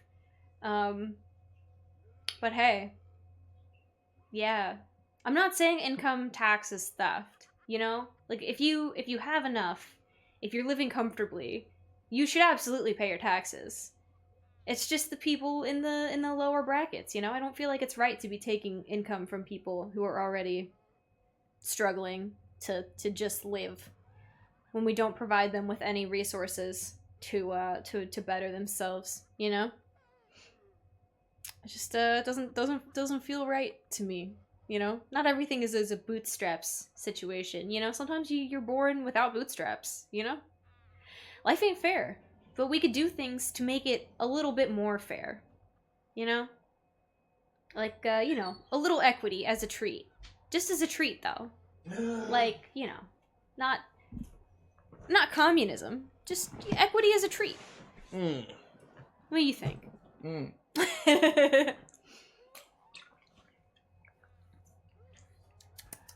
Good rehab? Mm-hmm. Very nice. Alright, Victor's getting settled back in. Yeah. We've had our potty break. Yeah. Maybe you had a chance to go pop some popcorn. Go get a little snack. Refresh your beverage. We hope you're having fun. Yeah. Hopefully you're doing something productive while we prattle on endlessly about things that have no consequence in the grand scheme of things. Yeah. Let's go upgrade some fucking weapons so that we can have a better time on this shit-ass boss. Well, Victor, do you want to get into the best of? Yes, now my brain's all on fucking political mode, and I'm just like going over all kinds of shit. Well, I mean, they do say socialism is when no iPhone vuvuzela. So Yeah. I'm sorry, I want this dystopian future for us. No iPhone vuvuzela. I'm coming indeed. for your iPhone 13s, boys. Yeah. I was just thinking, like, there was an interesting, like, Vosh video I watched where he was watching another video that was interesting. On this, there was a shanty town in, like, it literally, like, Blight Town from Dark Souls that existed in Hong Kong in the 80s.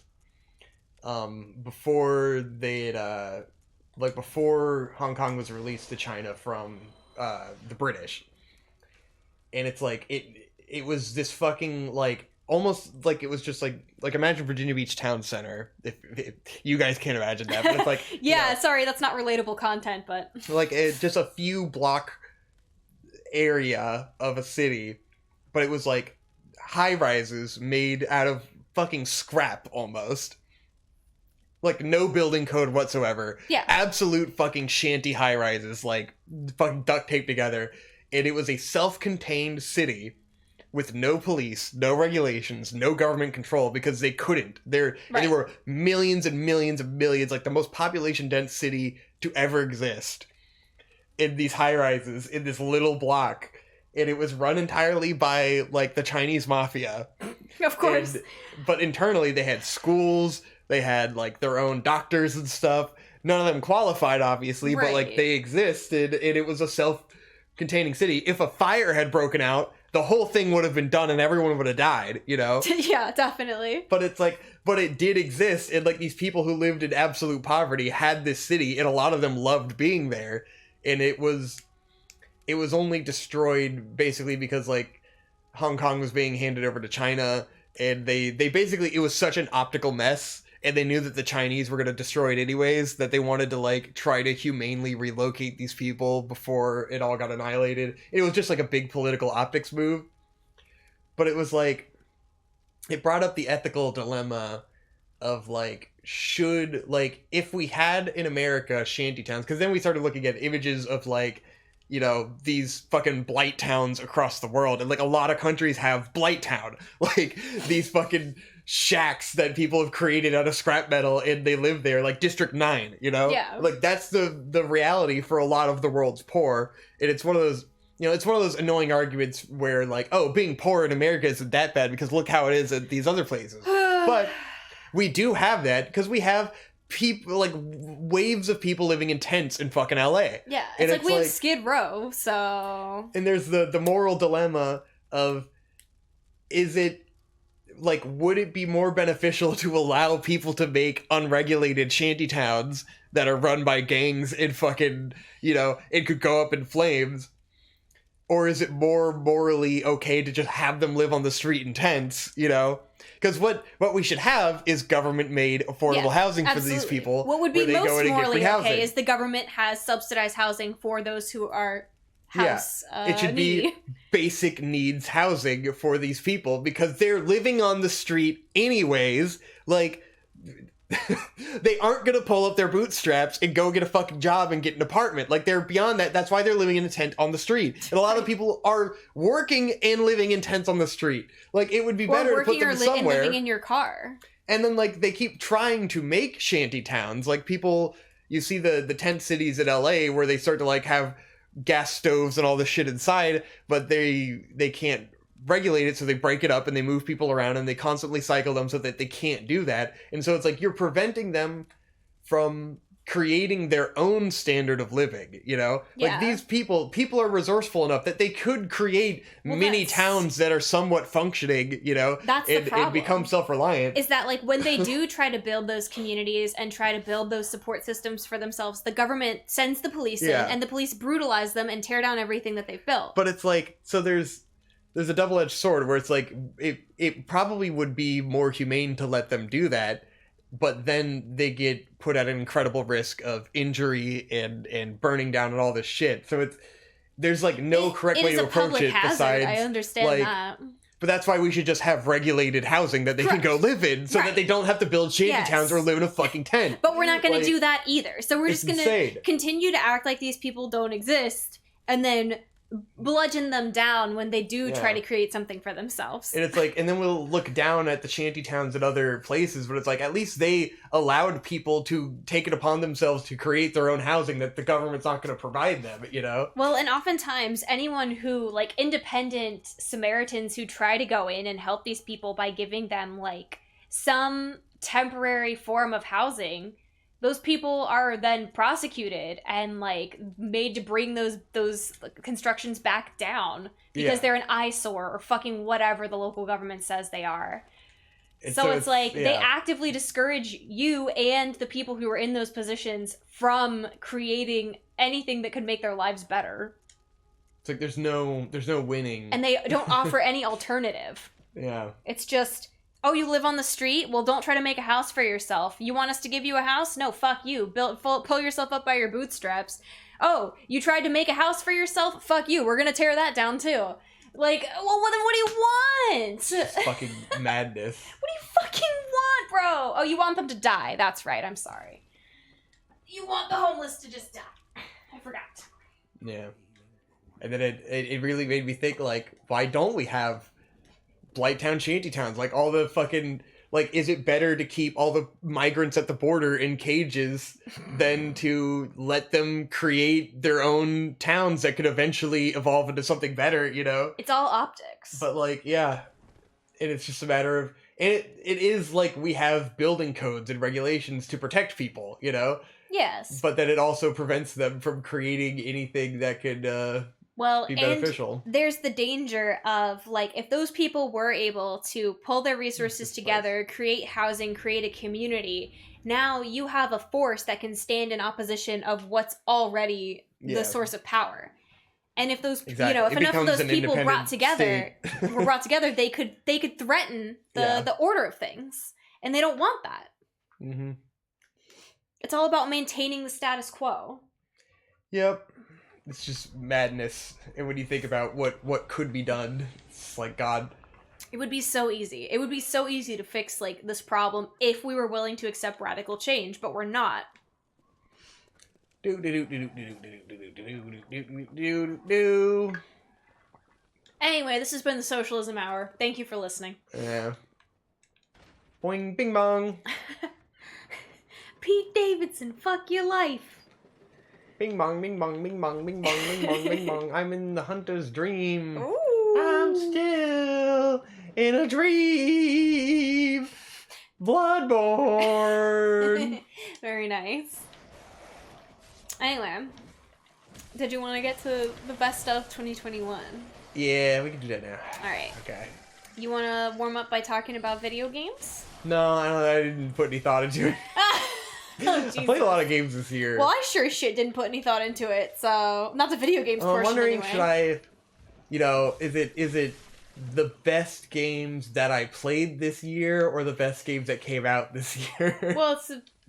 I played a lot of games this year, and I don't even remember which ones came out this year. Certain things came out on the Switch that were out already. You're really the only one that's going to have input on the video game aspect, so you can make it whatever you I think want. I'm supposed to go the other way. Ah! Ah! I started playing Disco Elysium. That's pretty much that and Monster Hunter is all I did this year. Was Monster Hunter Rise, did that come out this year? I think so. Holy Like shit. the start of the year. Wow. I think. I'm I think pretty it did sure. come out this year, didn't yes. it? Look it up. Look it up real quick. Please hold. I guess it's got to be my game of the year. I totally forgot that came out this year, if it did. I'm pretty sure it did. I think it did. Damn. But let me double check real quick. This year here. felt very long somehow. I think because I did a ton of work at the end of the year, so everything at the start of the year feels like forever ago. Yeah. Do do do do do do. Hope's looking it up. Hope's looking it up. She looking it up for me. She's looking it up. Do do do do do do do. Oh my god, just tell me when it came out. Looking it up. Looking it up. Looking it up. Looking it up. Oh god, I'm running out of blood vials. Ugh! Release date. There we go. Let's try that. Fuck March me. 26th, 2021. Holy shit. Well, I guess that's my game of the year, because I played the living fuck out of Monster Hunter. It was fucking amazing and fantastic. I loved it. Yeah. Insightful. What else did you play? I played all kinds of stuff. I mean, No More Heroes 3 was great. I didn't beat it, but it was really, really good. I was almost gonna say that was my game of the year, just based on what I did play. I got close to the end. I had like just the last boss left, I think, and it's one of those where it's just hard to get back into. We should finish playing that On stream, yeah. Probably. It was fun. It was I really enjoyed fun. it. It's a fucking fantastic game. It's it was a just like fun such game. a like. You know, there's kind of the question of like, should this still be a thing being made? You know, because it was kind of like revived against Suda51's will. It felt like, but then it's like, he fucking brought it, and it's the best game he's made in a very long time. It was fucking really good. It's like, yeah, I'm glad that you bunkered down and fucking made this game that everyone wanted you to make. It turned out pretty good, you know? Yeah, but I mean, Monster Hunter was fucking fantastic. Monster Hunter was a lot of fun. And it's a gift that we'll continue to give as they release New DLCs. The and big then DLC will come next year. Sunrise, Moonbreak, whatever. I'm tempted to fucking... It's coming out pretty soon on PC. And I'm like, do I get it again on PC? Because it would give me a good excuse to replay it. But I never fucking play PC games. That's a funny thing. It's like almost everything I played this year was on the Switch. Yeah. I was trying to remember. I think the only game I played that wasn't Switch was Resident Evil 8. Yeah, which pretty did much. come out this year, right? Yes, that was this year. I played a ton of games. Pokemon Snap was fucking great. Pokemon Hades Snap. was last year. That Hades was was my game of the last year year. Played a lot of great games. My Switch library is fucking... It looks like most people's Steam library, except most people fucking buy all these games on Steam and never play them. And I've played the shit out of most of the Switch games that I have. I think the only ones I haven't really played much were like some things I got on sale, because like they had Super Giant Games, the people that did Hades. They, when Hades was like popping off, they put out all their games on sale. So I got Bastion and Transistor, and I haven't really played those much because they're not as good as Hades, because Hades is fucking amazing. Ain't that the way? Yeah, I played some of the Sonic DLC for Monster Hunter. That was fun. Nice. Yes. Get the I went in and I couldn't figure out Tails how to costume for access it. Doggy, and you gotta get the fucking Sonic costume for Palico. I hope it wasn't a limited event and now it's over. It was still. I mean, it had been a couple months when I actually got around to it, so I think it might still be going. It's pretty I looked great. through and I couldn't figure out what the quest was to do it. They play fucking City Escape in one of the levels. Yes. So good.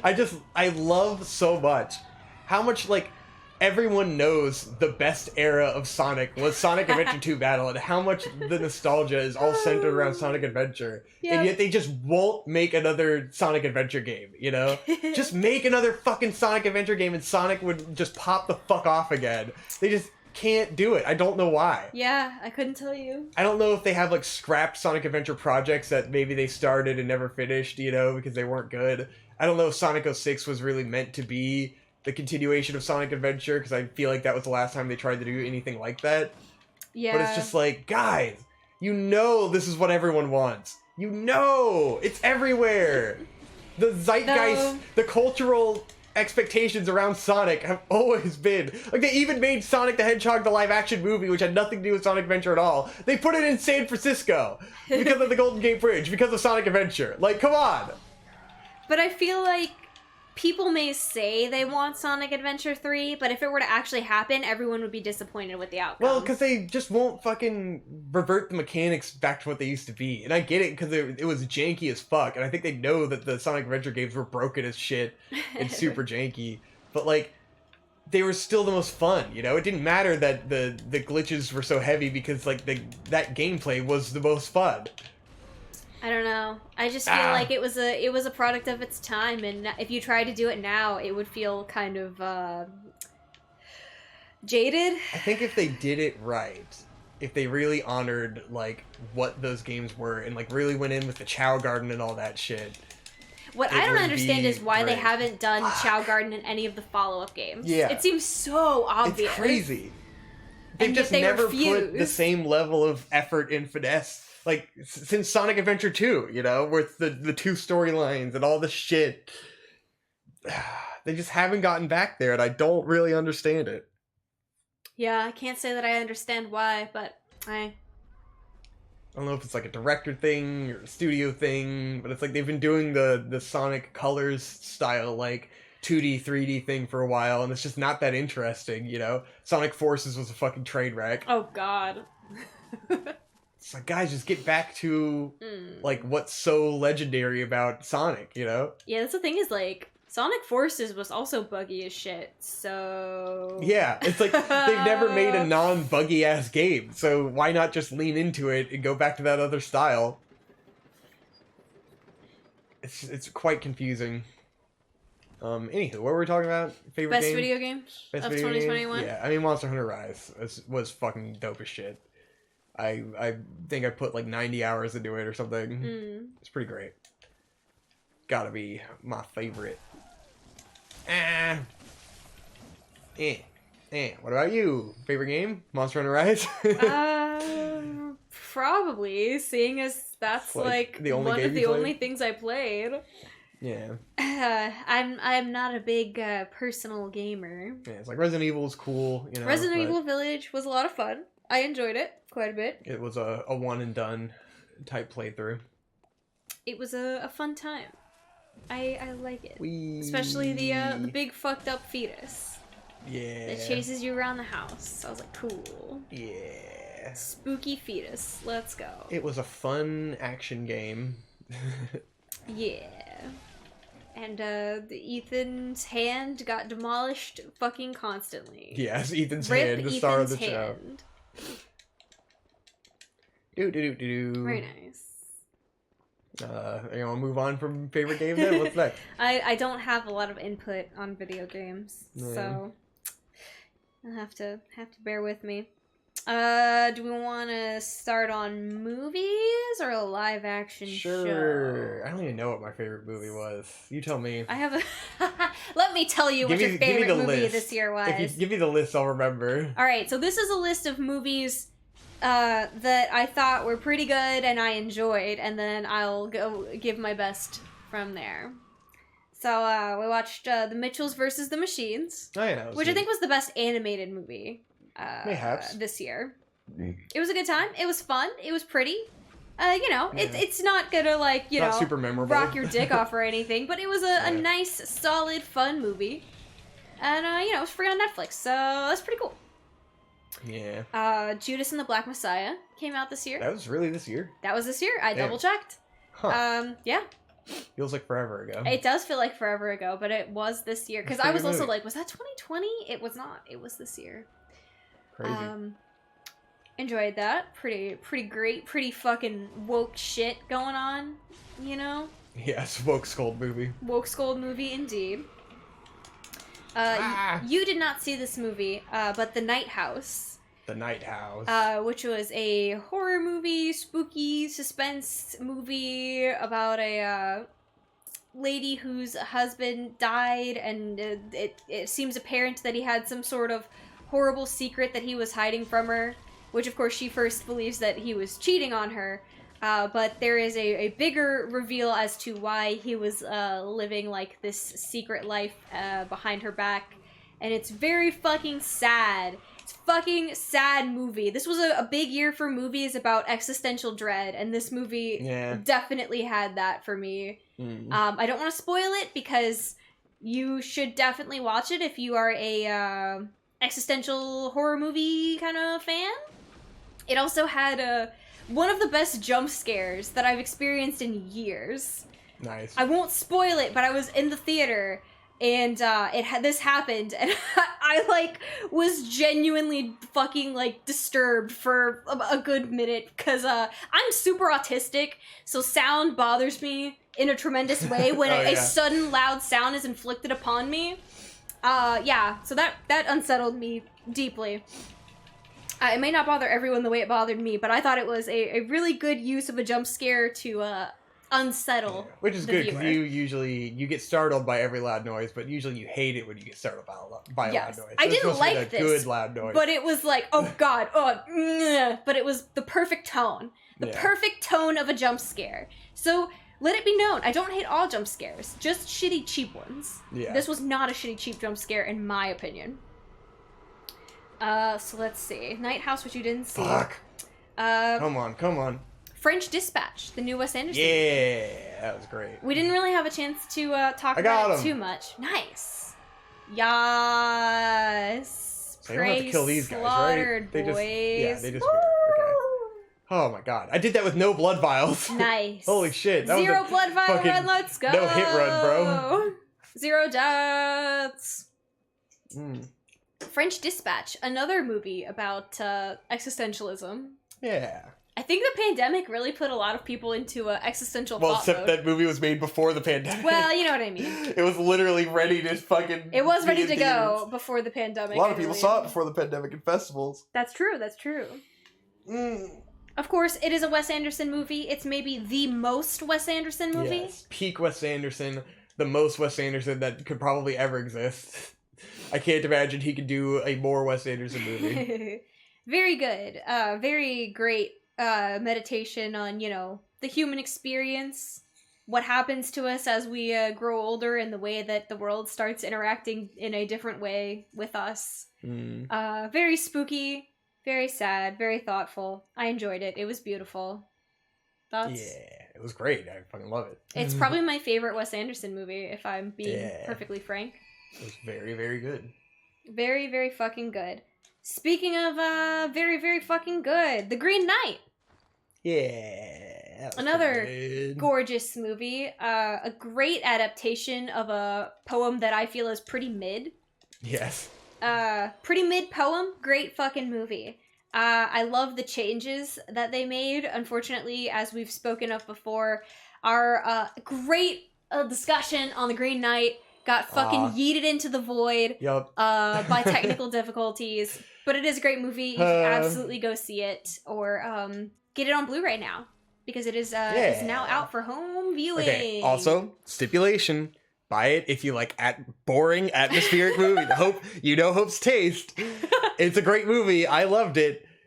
Yeah, did you not like it? Exactly. No, I'm just saying it's not for most people. It is not an action night movie. Please don't think that. Yes. It's not horror. It's not action. It is a slow burn folklore movie. It is a beautiful folklore movie. Like, if you love cinematography, great movie to watch. If you really like slow burn folklore movies, it's a great fucking movie.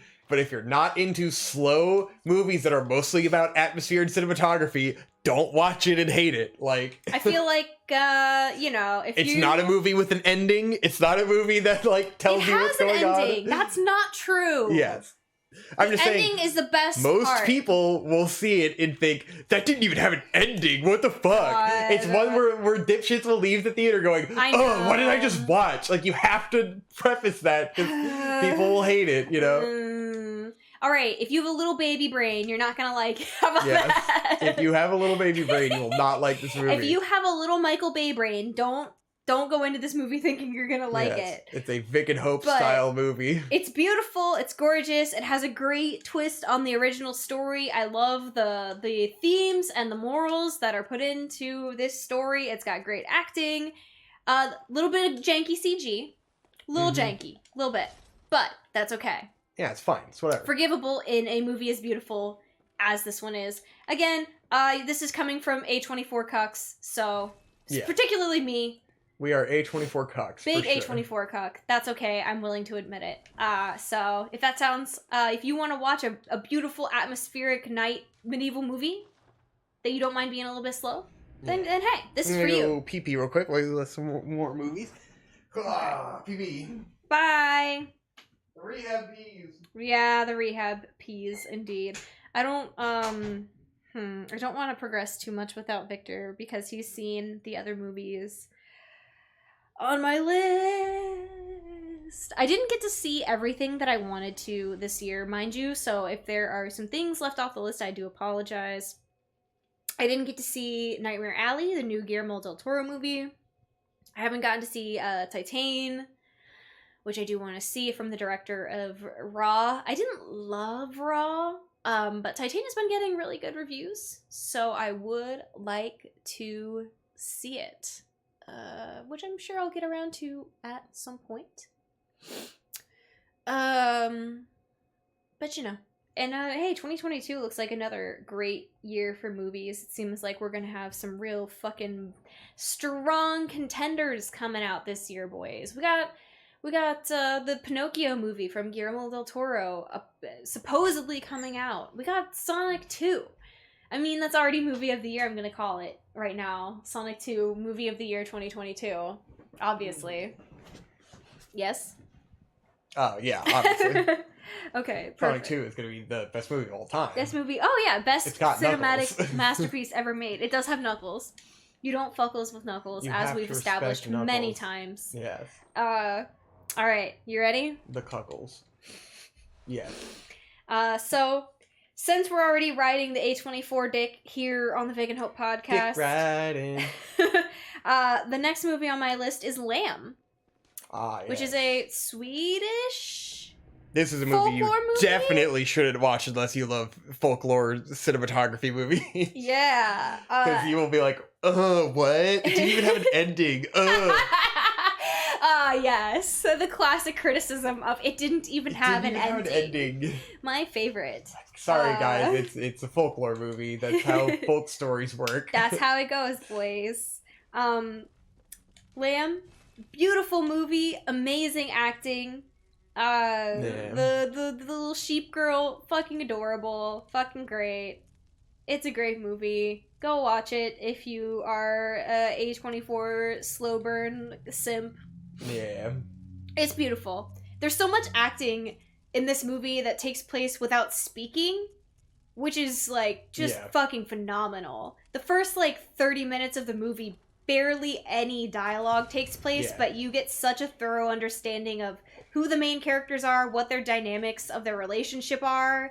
Like, the setting is established super well. It's honestly a fucking work of art. It's a beautiful movie. It's one of those that really gets into a discussion to be had about like what makes a great movie, and what makes a great movie isn't always story, you know? Like, people tend to be very hyper-fixated on a narrative and story, and they gloss over the other elements that make fantastic movies, which is cinematography and acting, which are the most important things ever. And it's like, what this movie accomplishes with cinematography and acting is fucking mind-blowing. Like, at the beginning of the movie, like you said, with the whole story they tell, just in facial expressions and all this, it's like, that, like, it doesn't matter if the story didn't do it for you, like, that's enough to make it a fucking incredible feat of art, you know? Yeah. Like, it's sometimes those things are more important, you know, and they're more important to the director, the writer, or whoever made this than like telling this story that you would expect, you know? Sometimes like following the narrative beats. And I love it when movies I love it when movies disregard the 3-act structure and try to do something different, you know? Mm-hmm. And it's like, that's just not going to appeal to normies who just want to see a 3-act structure. You know, they just want to see the same shit that they've always gotten and understand it as a complete story. And it's just like, yeah, but this wasn't about that kind of story, you know? It just didn't have that goal in mind. It's it had other goals. Not a movie for everybody, but it's definitely a movie about exploring, like, a concept and, like a way of maybe like an emotion more than telling you a solid linear narrative. Yeah. And I mean, the fucking acting and the way it's shot explore that beautifully. You get very immersed. It's really, really an amazing, like, it's an experience if nothing else. And sometimes you have to appreciate that. Yeah, it's definitely unique. You won't see anything else like it. Definitely not. You won't see another movie, especially a movie getting a theatrical release like this. It's pretty phenomenal, honestly. Yeah.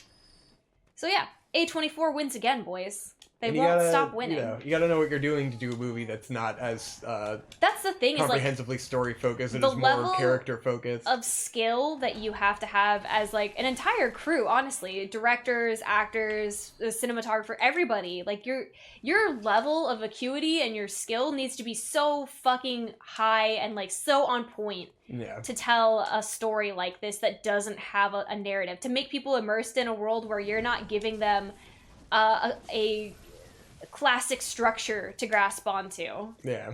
Like, that attests to a level of skill that fucking blows my mind. I could never hope to do something like that. Like, and it's insane. With all the sort of A24 style movies, like, as a filmmaker who works in the industry, it blows my fucking mind how they're able to create such good cinematography. When I work on these sets where it's so difficult to make crap.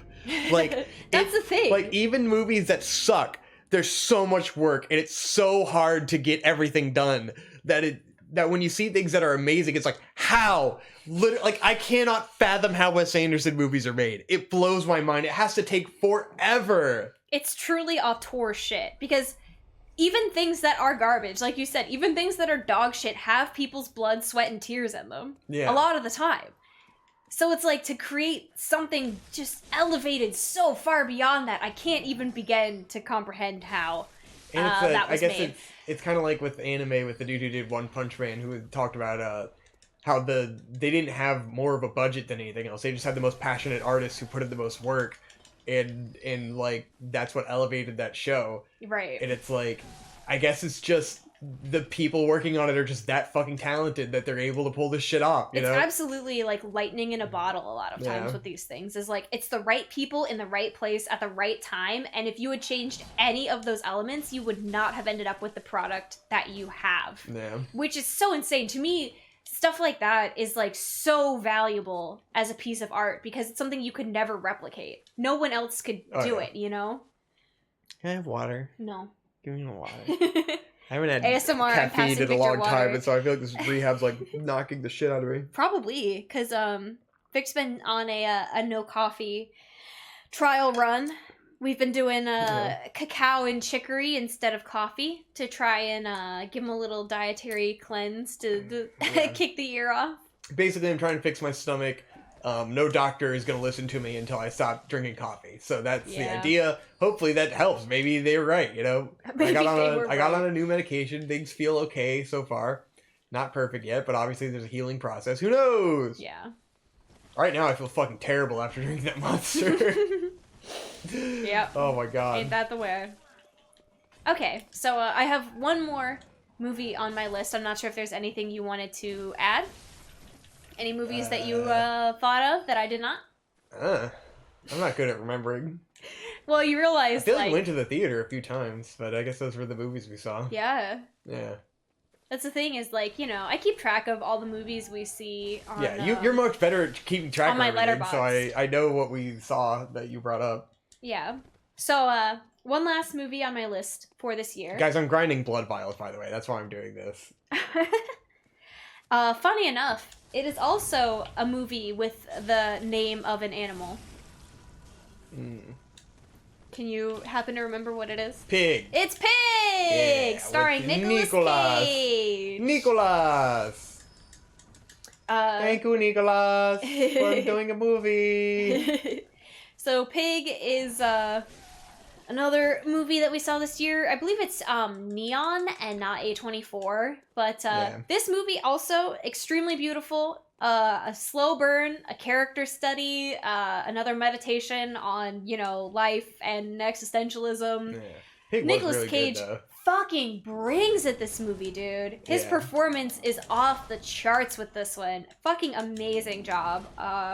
In my writing wise, opinion. it's like it's a great movie because they create this very interesting world that feels surreal, but also feels like it's very much grounded in an aspect of reality because it's revolves around like Nicolas Cage's character who used to be a chef, and so it brings you into this like weird cutthroat almost gangster-ish world that the chefs live in that revolve around truffle pigs and like the trade of truffles and stuff, and it's like which is all grounded in reality. Yeah, it's all very grounded in reality.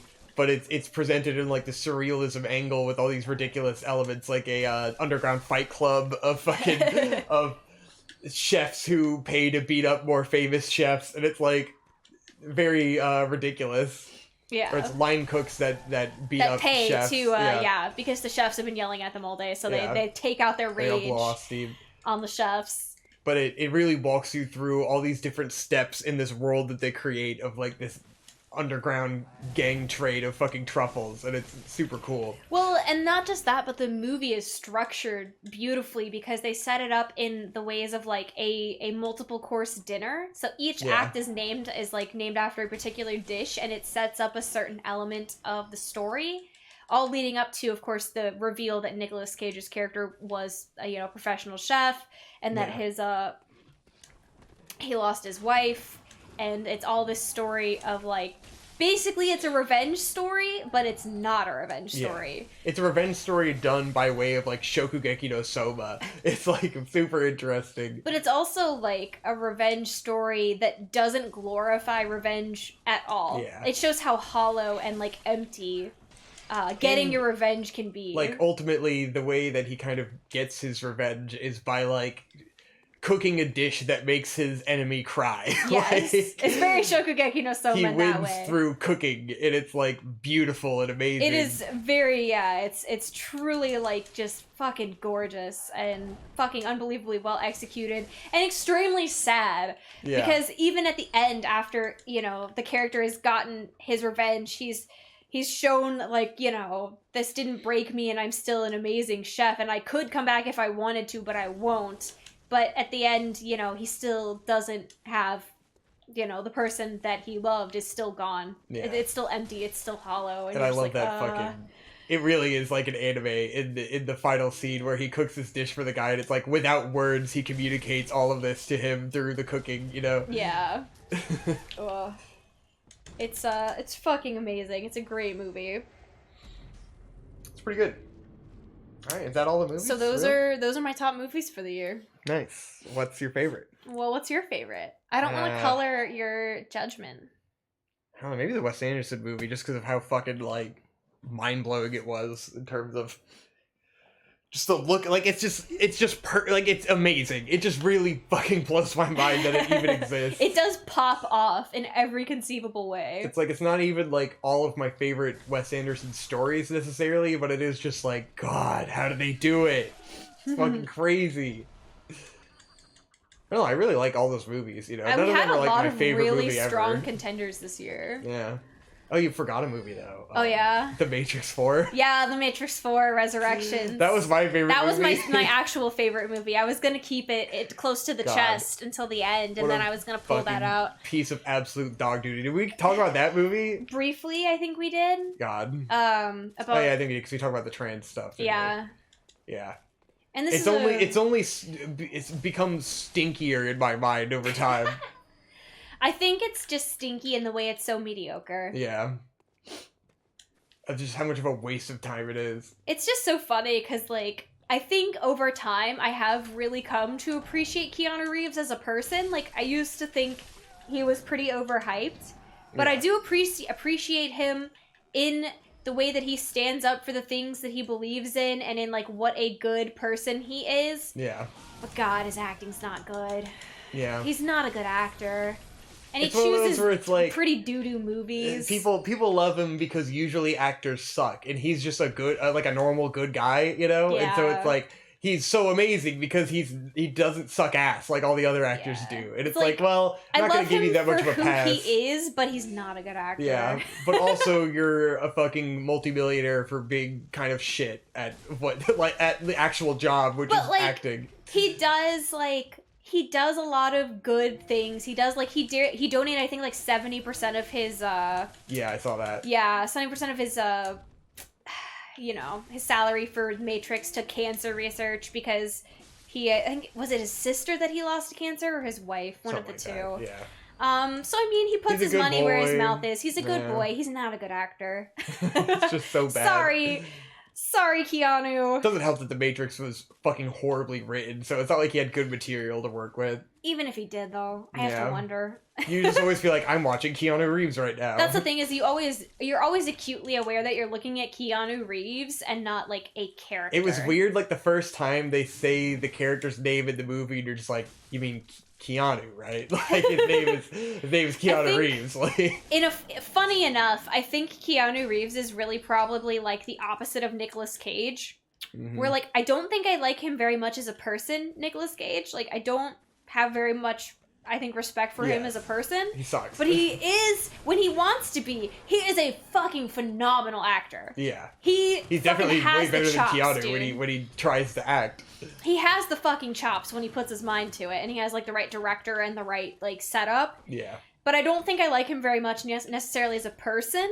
Yeah. Like, he seems like kind of a dick. Oh, he's a total douchebag. He's, like, known to be a total shithead. Yeah. So it's, like, it's the opposite of Keanu syndrome, where, like, I do like Keanu Reeves as a person, I don't like him as an actor. Yeah. Wow. Very nice. All that being said, I think for my movie of the year, I'm gonna have to say it's Pig. Yeah. I think Pig is my favorite movie of the year because it had the most emotional weight for me. And it really sticks with you when you think about it afterwards, which is always a great characteristic of a movie, you know? Yeah. I think any other year, it might have been The Green Knight, because I definitely thought about The Green Knight for a long time after I watched it, but it didn't have the personal weight that Pig had. Pig has a lot more personal character to it. Yeah, and I think Pig gave me a lot more to chew on in my, like, in the sense of analyzing my own life and my own relationships. It had that personal weight of, like, losing the person you care about the most and then coming to grips with that and how there's nothing you can do. Mm-hmm. You just have to, like, carry the burden, you know? Yeah. No matter how hard you try or how talented you are. And that, to me, has a lot more thematic resonance than The Green Knight. But again, any other year, I think Green Knight would have been my favorite movie. They're both, they're all really, like, these are all great movies, so I'm not, I'm not delivering a slight. And the Wes Anderson movie, like, fucking gorgeous, great acting. It doesn't have that, very like, cool, personal like, hit. structure. But yeah, to me, as an individual, it doesn't have the emotional weight that Pig does. Yeah, and Pig was so unique, you know? Yeah. Absolutely, with the structure of the food, the meal, so cool, so fucking cool, and like the truffle hunting element, like there's so much to that movie that's so unique, and like it all plays into the themes of the movie perfectly. Yeah. So I think that's my favorite movie. Whoosh. hey, It's I'm not sure you guys perfect, probably but it's have pretty great. different takes. Feel free. Let us know what your favorite movie of the year was. Movies. Shall we move on to live action shows? Yeah. This one's a little bit shorter. We didn't watch a whole lot of live action this year. But there's still some strong contenders here. Yeah, when live action hits, it hits, you know. Exactly. Doesn't always hit. It does not always hit.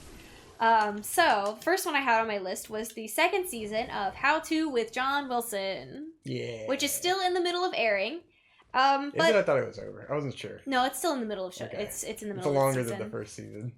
I believe. First season's only like 6 episodes. Right. I mean, if you loved the first season, you're going to continue to love this. It's still great. It still has that extremely like personal, eccentric touch that the first season has. If it's your kind of weirdo character study, then hey, you're gonna love this too. It is. It does become quite the character study of our main narrator, John. And just the things that he manages to catch organically wandering around New York City never cease to amaze me. It's so good. And where the episodes go, you're like, huh. I never would have thought of that. It's such a show that only this guy could make. You know? It's so drenched in like who he is. It is his personality and his approach to life, and like this footage that he's gathered through his entire life, and it's just like that's just what he does. Like no one else could do it. Exactly. I always think there's a lot of value to art that only like a particular person could make. I forgot that the dog had my souls. I was running around looking for my souls because I wanted the collective so I could go upgrade stuff. Dougie. And then I just saw it on his eyes. I forgot that I couldn't just pick up my bloodstain. God damn it. Ugh. Fuck. Thick. Nice. But I did get 20 blood vials. So I did grind successfully. Very cool. But basically we gotta fight fucking Vicar Amelia, so I'm like trying to be prepared. Excuse me. But yeah. Which Hope has a tattoo of now. Everybody knows. Yeah. Do they know? Yeah. Okay. I talked about it on here before. Yeah. I love Vicar Amelia. Vicar Amelia did nothing wrong, as I've stated multiple times on social media. Yeah. She was just a good girl. Anywho, yeah. How To with John, what's his name? John Wilson, yes. Fun show. I love weird little shit like that can only be made by a particular person. Eclectic. I find it to be very interesting and valuable as art. Yeah. So the next thing on my list is Brand New Cherry Flavor. Yeah. Which is a horror show, I guess you could call it horror. It's like a horror thriller kind of. Yeah, like a horror thriller. It's almost like a mystery thriller. It is based, I believe, on a book, if I remember reading that somewhere correctly. I think it was a book. And basically it is the story of a girl who comes to LA trying to make her big break as a director, and she gets fucked over by this producer, and it becomes a revenge story about getting back at the producer. And of course, as revenge typically does, everyone's lives fall apart in the process of getting revenge. And it's just a damn fun time, man. It was just good ass TV. Unbelievably fun. It does some fucking wild shit, man. Yes. It does some stuff where you see it happen and you're like, what? It's one where, like, I feel like a lot of people really love it. I've seen some people that didn't really get it at all, especially because of some of the odd shenanigans. Some of the things. Which I'm like, all right, so you're an idiot and you're a pussy, so you don't Correct, understand. you're a prude, but whatever. got it. But yeah, fun-ass show. Puritan-ass bitch. Very fun. Dude, super fun. I'm remembering now what a great time I had fucking watching that show. Some mid-acting. I think that was some of the detriments. Yes, now the acting wasn't always the best, but I mean... But in terms of, like, it's storytelling, so it's just wild. You never know what's gonna happen. This is the kind of thing that could only happen because Netflix exists and funds shows. It would never have gotten on TV in a billion years. Not. Like, maybe HBO worthy, but, like... but like it's so weird and so wild. It's just it really highlights the strength of streaming companies when they can just greenlight wild ass limited series that like there's no demand for it. There's hardly an audience for it. You know, it comes out of nowhere and it's just like really fucking solid. Bonkers gonzo shit where you're just like, fuck yeah, I didn't know I wanted this, but I do. And you're like, this is gonna break a bunch of regular people that don't want to see this. Mm-hmm. Like, they're gonna be totally caught off guard and think it's way 100%. Too much. And that's the joy of Netflix. Mm-hmm. I agree. Mm-hmm. So fucking good, so fun. I don't want to spoil anything because if you haven't watched it and this seems like your bag, you absolutely should watch it. Yeah. So fucking good, dude. I need bullets, man. I got no bullets. And this is a short list. So this is my last live action series that I remember us watching this year. So clearly anything I don't remember must not have been that good. Yeah. So Midnight Mass. Yeah. Which is what's his name? Andrew Flanagan or Mike Flanagan. Mike Flanagan. Who made the 2 Hill House series on Netflix, and he directed Doctor Sleep, which was a The Shining prequel. Yeah. Which people seem to like. I have no interest in that. I'm not gonna lie to you. I'm not a Stephen King fan, as everyone who's watched our show knows. I'm not really interested in that. Hill House never really appealed to me that much. Yeah. But Midnight Mass, damn, that was a hell of a fucking show. Look at that time. It's a great show. Apparently, Midnight Mass is something that Mike Flanagan has been working on for, I think, over a decade. It's like a total pet project of his that he put a lot of passion into, which definitely shows. I think some people would find it boring because it delves a lot into the, like, pomp and circumstance and intricacies of Catholicism and like the rituals and like the goofy little, I say goofy, I'm not trying to be disrespectful, but be disrespectful. Fuck the Catholics. It is fucking goofy. Some of the shit you do for rituals in the Catholic Church is goofy, let's be honest. Like, come on, religious rituals, kind of goofy. It's LARPing. You guys are LARPing. It's okay. Anyway, but this show is pretty unique because I don't know that I've ever seen a piece of media that tackles religion and nihilism sincerely from both angles. Like, it takes both sides and it respects both of them and takes them very seriously, but also levels critiques and, like, makes you consider things that would usually be outside of what you'd be comfortable considering, especially if you were, like, grew up in a devoutly religious setting. Yeah. Which I feel like Mike Flanagan probably did. Because oh, definitely. The intricacy and the detail that he presents show that he knows his shit when it comes to Catholicism. It was one of the cool things about it because it's like, it's such a deconstruction of religion and really just a meditation on death and what it means to die and what the afterlife is and all that. And it comes from this place where you can tell it's someone who really, really knows their shit. It really has thought about this and dives in and fucking, like, exhausts and explores all these different elements of this stuff. Absolutely. You can tell he's put a tremendous amount of thought and care, and he's, Lol, I gave him a hat! I forgot you could do this! Oh, nice. That's fucking funny. Look how happy they are. They're quite psyched. They're like, yeah, dude, you gave me a hat. Thanks, dog. That's awesome. I didn't know you could do that. Yeah, I forgot you could give them different hats. That's so cool. Oh, Bloodborne. I love that. Can you give all of them different hats? I guess these guys don't have that. I thought most of them had the hat now. Like, these guys don't have it. Oh, like they all wear the same hats? It's supposed to make it so they all wear that hat. Maybe because these guys have items, they're different? Maybe I probably have to leave and come back. Oh, okay. Like, refresh the map. That's so cool. Let's see if they all have it when we come back. I want to see the hats. I want to see the hats. Hats.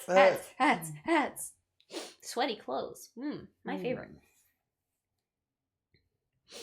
Boop-a-boop.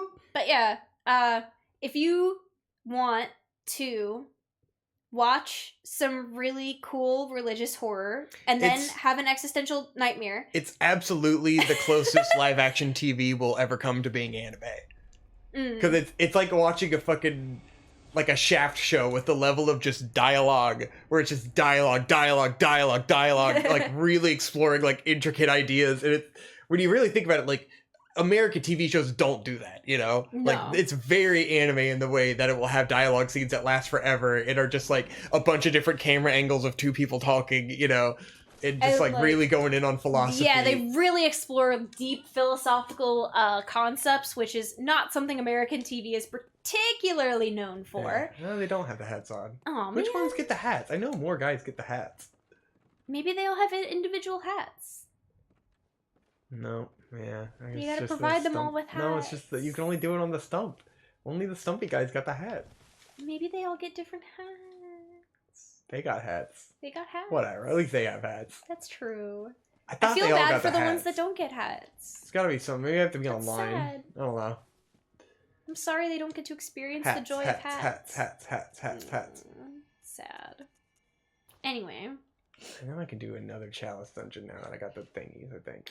But, yeah, so this show really, it also handles, so the twist goes to a place that I was not expecting at all. It brings in an element that I've never seen brought into play in a story like this. A story where you think you know where it's going because you're dealing with the Catholic Church, and so you're like, okay, obviously the threat is this because we're dealing with a religious, organization, but it's not. And it's very interesting. It's a really unique take. Definitely the last episode, God, it's fucking heavy. It's fucking awesome. It's so don't want to heavy. spoil it for sure. Yeah, I don't want to spoil it. It definitely, like, it weaves a narrative where you're not sure what side it's on the whole time in terms of, like, perspectives on death and stuff. And in the end, it's like, yeah, this is a nihilism show for nihilists. Yeah. Very much, it's like optimistic nihilism, like romantic nihilism. It tinges the nihilism with a little bit of optimism. Yeah. But it's also extremely sad. Yeah, sad and bleak. Very bleak, with like a twinge of hope just at the very tail end. I definitely, like, if you want to cry, yeah, this is a show for you. If you want to spiral into an existential thought process that will make you cry, this is great. This is a great show. But it makes you appreciate life and, I say want that to live, you know? in a very positive way. Yeah. Because very few pieces of media can have that kind of impact on a person. Yeah. And can be done in a way where it isn't, like, campy or hammy or comes across as, like, trite. Yeah. It's very sincere, and I think it's because Mike Flanagan put so much thought and time into it. Yeah, it feels like the kind of script that was written over an immense amount of time. It's unbelievably sincere, and I think that's what makes it so effective. Yeah, it even it's to a certain detriment towards the beginning because it takes a little while for the actors to kind of get to a spot where they feel sincere and like they live in this world, because it starts off where the dialogue is really rigid. Mm-hmm. And it came off to me as though, like, this script has been written so rigidly that it has to be performed in this very particular way. Yeah, like a stage play. And like it didn't have the sort of input from the actors that make things feel more natural because it's so rigidly written. Yeah. But it ends up turning around and, like, you get immersed in it. And I didn't really feel that beyond, like, the first couple episodes. Yeah, I think once it hits its stride, it fucking nails it. At first it feels like Twin Peaks: The Return, where it just feels, like, really stiff and odd. It never felt as weird as Twin Peaks: The Return, but it did feel like someone was reading something meant to be a play. Yeah. Because they talk in such a flowery way where you're like, no normal person talks like that. Yes. But it's just like, they do hit their stride. Yeah, people walk up to each other and have, like, this is human interaction. It is a little weird at first. But man, when it gets good, it fucking gets good. Yeah. And just one of those perfect self-contained stories. Definitely. definitely a must-watch for horror fans. Yeah, absolutely. If you are if you've had religious trauma, you should watch it. If you're a Yeah. horror fan, you should watch it. Definitely some Lovecraft influence, some Bloodborne-y feels. Yeah. I mean, very similar to Bloodborne in terms of where the plot goes with Very blood rituals similar. and shit. But which sounds really weird to say when you don't have any context what we're talking about. Yeah. But just watch the show and you'll probably you'll definitely understand. get it once by the end.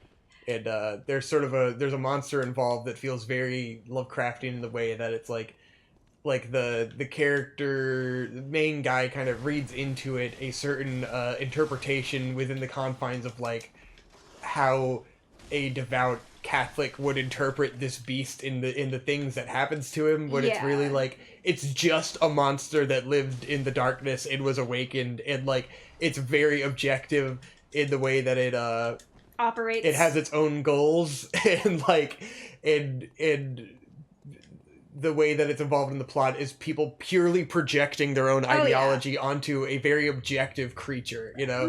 Much like a lot of religion in general, Exactly. and it could be a very strong commentary on how humans perceive and utilize religion.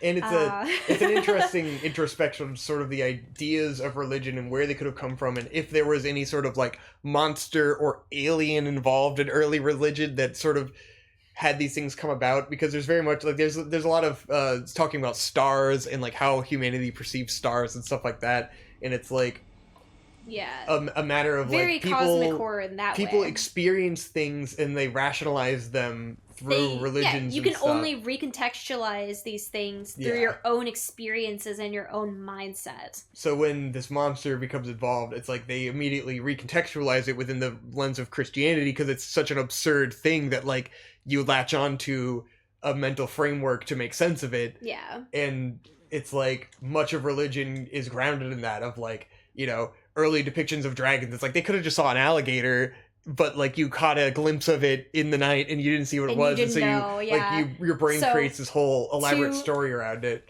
To keep the chaos at bay, to keep the madness at bay, you recontextualize it as best you can. It's like maybe there were aliens that came down ancient alien style and gave us technology, and then they rationalized it through these are angels and stuff like that, and fifth dimensional creatures and all that. Who knows? But yeah, who knows? But it's an interesting. It is very perspective interesting on that. I gotta pee again. I also have I'll to. pee and then you pee. Okay, that sounds good. Oh man. Hey, well, what do you want? We're doing like a 2-hour discussion on all these things. So you gotta figure eventually there's gonna be bathroom breaks. So this is gonna be a meaty one, I think.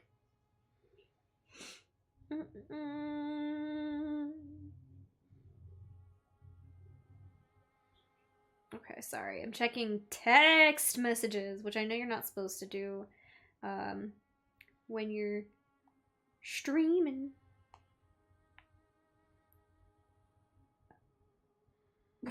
Some just bizarre things going on in the family chat. That's okay. But yeah. You guys watch anything noteworthy this year? Been a pretty good year, man, for media in general. I think because we were catching up on all of the leftovers from the first year of the pandemic, but man, very strong. All right, Victor is returning. I'm gonna take my turn. Midnight Mass actually does really make me. It always gets me excited again about how fucking sick the plot of Bloodborne is. Because it's very, very similar, honestly. God damn it, guys. What should I do? I really don't want to fight fucking, what's her name yet? Vicar Amelia.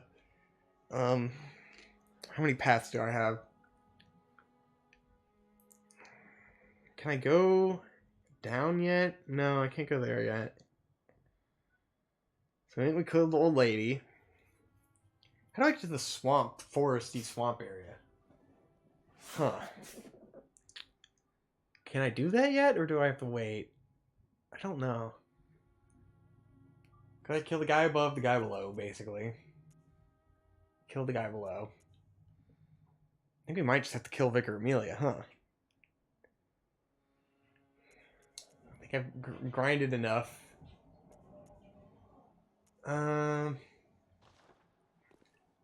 Shit.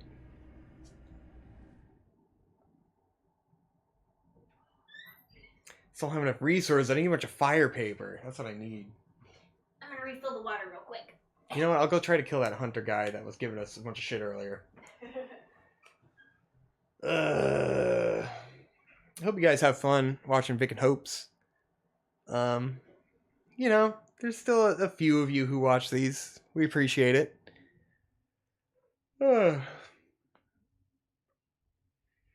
All the usual suspects. It was really the year of deterioration for Victor in terms of motivation to do Vic and Hope videos. I know Hope would probably do it with the same frequency that we used to if I involved myself enough.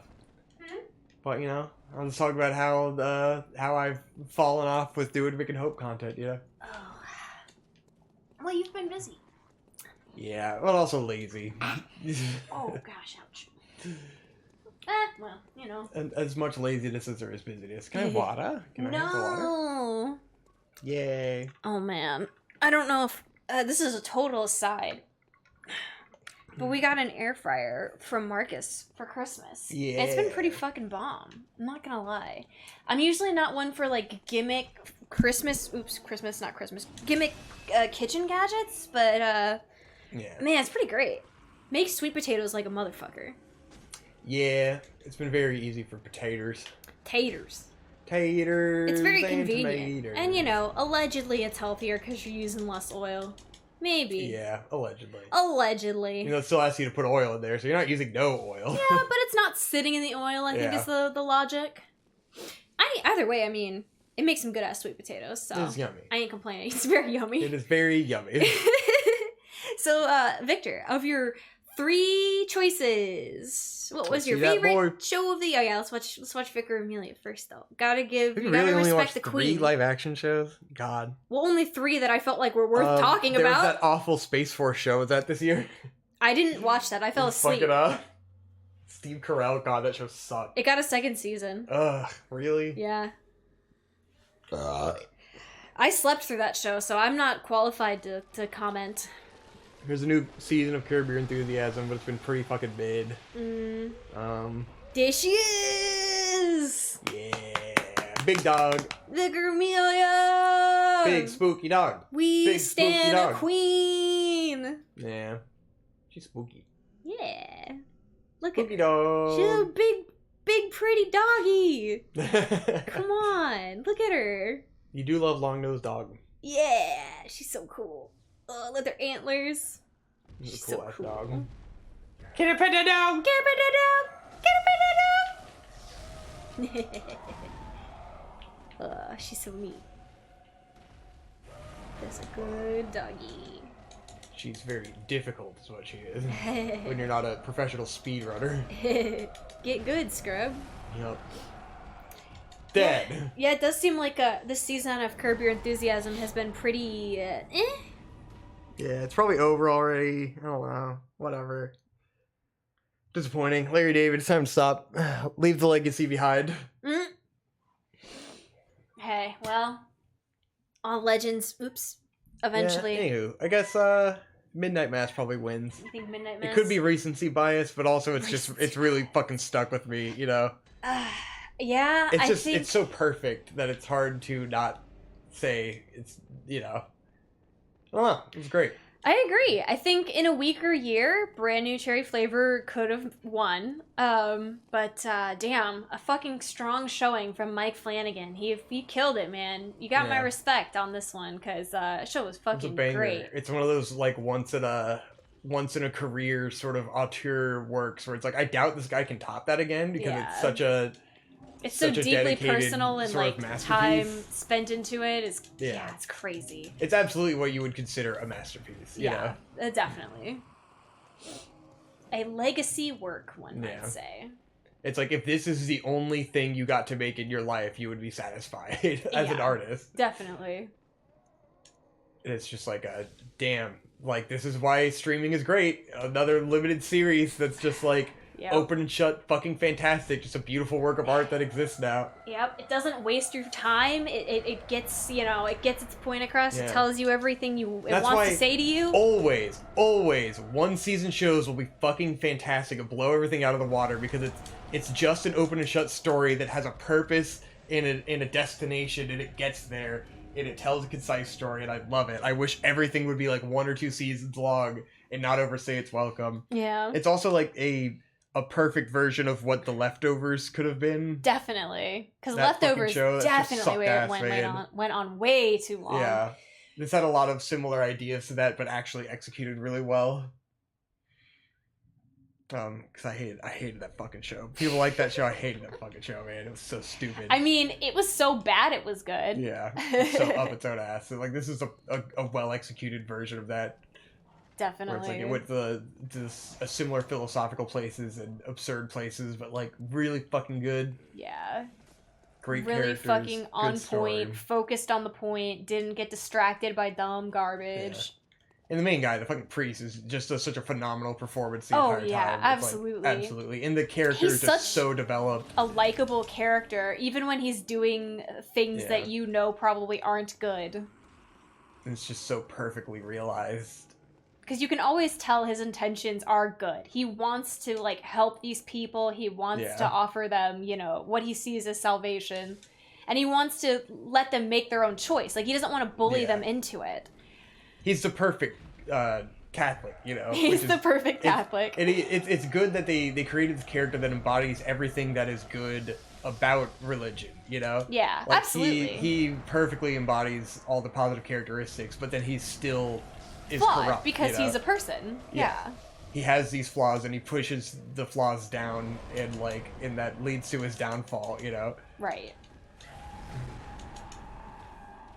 Because what Catholicism doesn't let you do is be human and and live your fucking life and forgive yourself, in the way that you should. Yes, it's so guilt based oftentimes, as many religions are. I mean, Christianity, baseline Christianity included. Shit, parody. Oh yes. Nice. Oh God. Shit. Oof. Basically, you gotta weaken the leg so that she goes down, and then you strike the head. Oof. We have to get the consistent dodging to be able to hit them legs enough. All right, so that I suppose is gonna do it for the live action shows. So I guess let's move on to cartoons. Yeah, right. Cartoons. A lot of good cartoons this year. Got a couple cartoons here. We'll start off. Let's start with Dogs in Space. Dogs in Space! Dogs in Space, which we talked about pretty recently. Very shockingly good cartoon that it's like one of those where you really don't expect it to be good. Surprisingly fun, surprisingly effective for what it is. Yeah. Which is a kid's cartoon. But hey, kids' cartoons can be good. Excited for another season of Dogs in Space. I will like, oh my god, I can actually relax and just watch something. Another season of Dogs in Space. Absolutely. I like to watch relaxing things.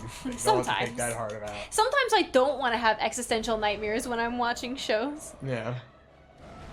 You need a blend. Exactly. You want to feel like, I can check my phone. It's not going to be a big deal. I won't necessarily miss too much if I take a quick peek.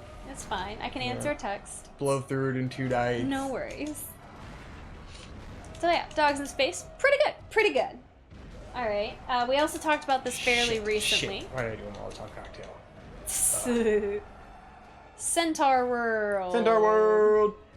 A little disappointed in season 2, but I mean, both seasons came out this year, so that's remarkable. That's the insane thing. That's kind of fucking nuts that they managed to do a full 2-season series in 1 year and wrapped it up. Wow. Yeah, the fact that the whole show came out in the course of a year is absolutely wild. And it's still really fun. It still has a lot of really great moments. It's got some great songs if you're into the singing and the showmanship aspect. As far as American cartoons go, it's probably the best cartoon since Steven Universe, in terms of that style. Yeah, if you're looking for that kind of content, it's probably your best thing since Steven Universe. Hey, I beat her. Nice. Nice. Fucked her up. Oh shit. Absolutely wrecked, dude. I guess I was ready to fight her. I guess so. I just needed to use 11 blood vials while I fought her. Trophy earned, Vicar Amelia. Very nice. Let's get that thing. Centaur World. Pretty good. Definitely worth a watch if you're into it. Yeah. Alright. Oh, neat. Beast Skull. Whoa. Whoa! I felt like I was having a dream. Water. Alright, hang on. Put it on this side so we both. Well, I don't want you to knock it over. Yeah. You act like there's no danger over there. When there absolutely is. I did knock it over earlier. Mm-hmm. Let's put it right here. That you're gonna knock it over. No. I love you, but I don't trust you with the water. Oh no. Scary people. Mmm. The blood. Yeah. Mmm.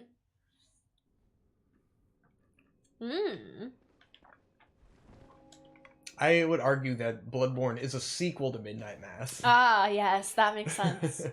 That does make sense. So cartoons. See, those guys got the hats. Yeah, they got their hats. Yeah. Look how happy they are. They got hats. They got hats. They're warm now. Yeah. They were chilly before. Now they're warm. Their face is protected from the rain. That's right. They are ready for all weather. Yeah. Come rain, snow, or sleet, or ice. They're gonna be there for you. Let's channel some blood echoes. Yee. I don't know what I should be building towards.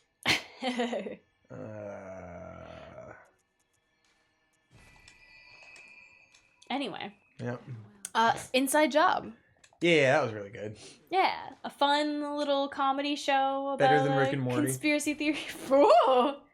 Wow. I mean, it's kind of better than Rick and Morty, you know. What can I say? Strong opinions coming from Victor this afternoon, I see. I mean, I feel like people are so fucking spurned by Rick and Morty at this point that everyone would agree, you know? Maybe. Most cartoon fans would probably agree. I don't. Not that Rick and Morty's really... bad. I still enjoy Rick and Morty a lot. It's just fun to be on Rick and Morty, I guess. That's just how culture shifts. Just fun to dunk on Rick and Morty. Yeah. I see. Yeah, I don't know that I'm qualified to make that particular assessment. Yeah. But pretty good. Pretty fun. Definitely not bad. Yeah. I imagine we'll be getting a season 2 at some point. For sure. So, hey, looking forward to that. It's ripe for a season 2. Yeah, and I mean, they definitely, the ending was a total next season bait. Yeah. So, hey, we'll see. We'll see. Wonderful. Wonderful. All right, and then, so now we're getting, you know, a little heavier. How about Invincible? I mean, Invincible's probably my favorite. Invincible's your favorite? Yeah. Okay. When I remembered Invincible came out this year, I was like, well, that was fucking amazing. Like, Invincible is really good. Invincible was really good. It has a little, like, came out a long time ago bias now. Unrecency bias? Yeah, unrecency bias. Where it's, like, it's hard to remember, but it's like, that was really fucking good. It was definitely real fucking good, and it had some good-ass memes. Yeah. The memes are kind of what lasted, but, like, Invincible's fucking great. Invincible was absolutely incredibly well written. It was a ton of fun the whole way through. It went a bunch of places you don't expect. It had great characters. It had it was such a wonderful character drama between the kid and the dad. It was just great. It was perfect. I agree. It was a great solid. show. Very, very fucking solid show. Can't wait for the next season. I'm sure it'll, hopefully it'll continue to be pretty fucking great. And then, the last show on our list. Yeah. Perhaps something that we never would have thought would be a contender for some of the best cartoons of the year. And that would be League of Legends Arcane. Yeah. I feel like Arcane, through recency bias, is going to be a lot of people's favorite cartoon of the year. Mm-hmm. But I do think Invincible was better than Arcane. I'm going to go out on a limb and say it. You know? Like, I think Arcane definitely has recency bias, but Invincible is really fucking good. I have to say, when I started putting this list together, I did think that Arcane was my favorite cartoon of the year. But, you know, when the more I think about it, the more I probably agree that Invincible was more solid throughout. Yeah. In terms of like what I care about personally from a story and like from an adult animation perspective. Like, I just think Invincible was a lot more interesting. It had a lot more interesting ideas going on. Yeah. And, like, commentary and philosophy behind it versus, like, Arcane was a really cool show, and it was a lot of fun, and it was really good. And, like, a lot of it is really corny and campy and, like, over the top. Yeah. And like, you know, the type of stuff that if done just slightly differently would be really fucking stupid and lame, you know? Definitely. Yeah. And definitely a lot more cringe. A lot of people are just going to be blinded by how hot Jinx is. Yeah.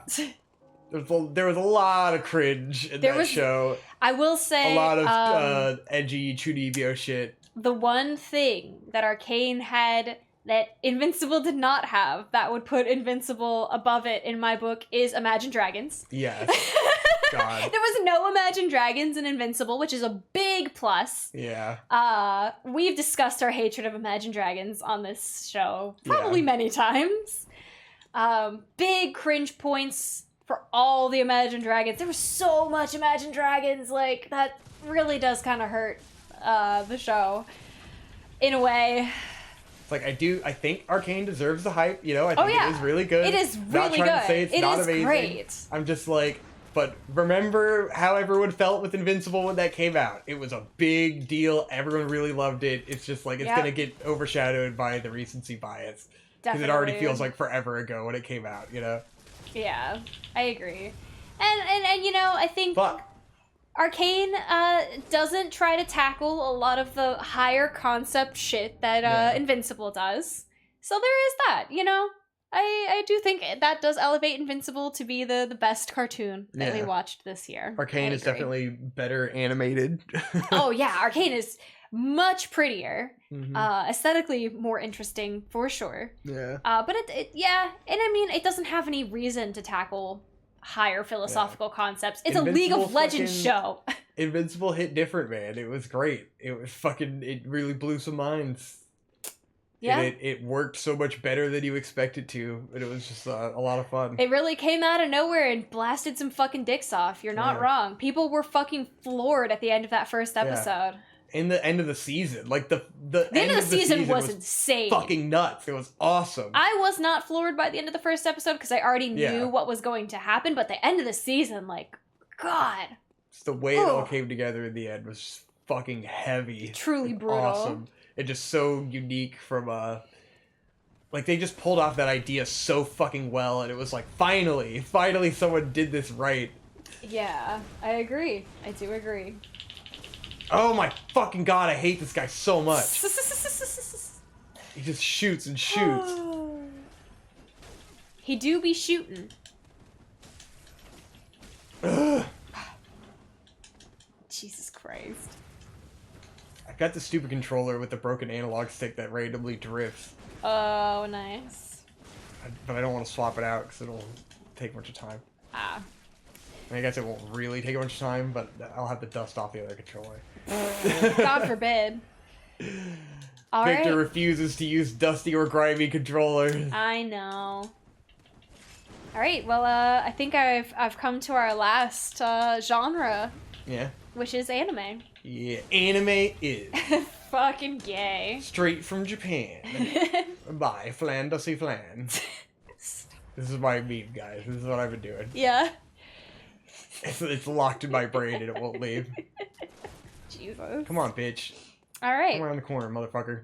So, some anime from this year. We did watch the second to last season of Shingeki no Kyojin. Oh, yeah. I can't believe that was this year. Holy shit. That was this year. Oh my god, Content was this year. Mm-hmm. How does this year feel so long? Yeah. It's, God. It was a long year. It felt like it blew by, but then when you think about it, it's like, holy shit, so much happened. A lot did happen. You're not wrong. Oh my god. So yeah, there was that. We had the second season of Beastars. Oh yeah. Pretty good. Good shit. I think Damn, the start of this year was way better for anime. I think that the manga, of course, you know, handled some of the things from season 2 better, but you know, when you're on a time constraint, I do understand. Does no fucking damage. Die! Got him. Holy shit.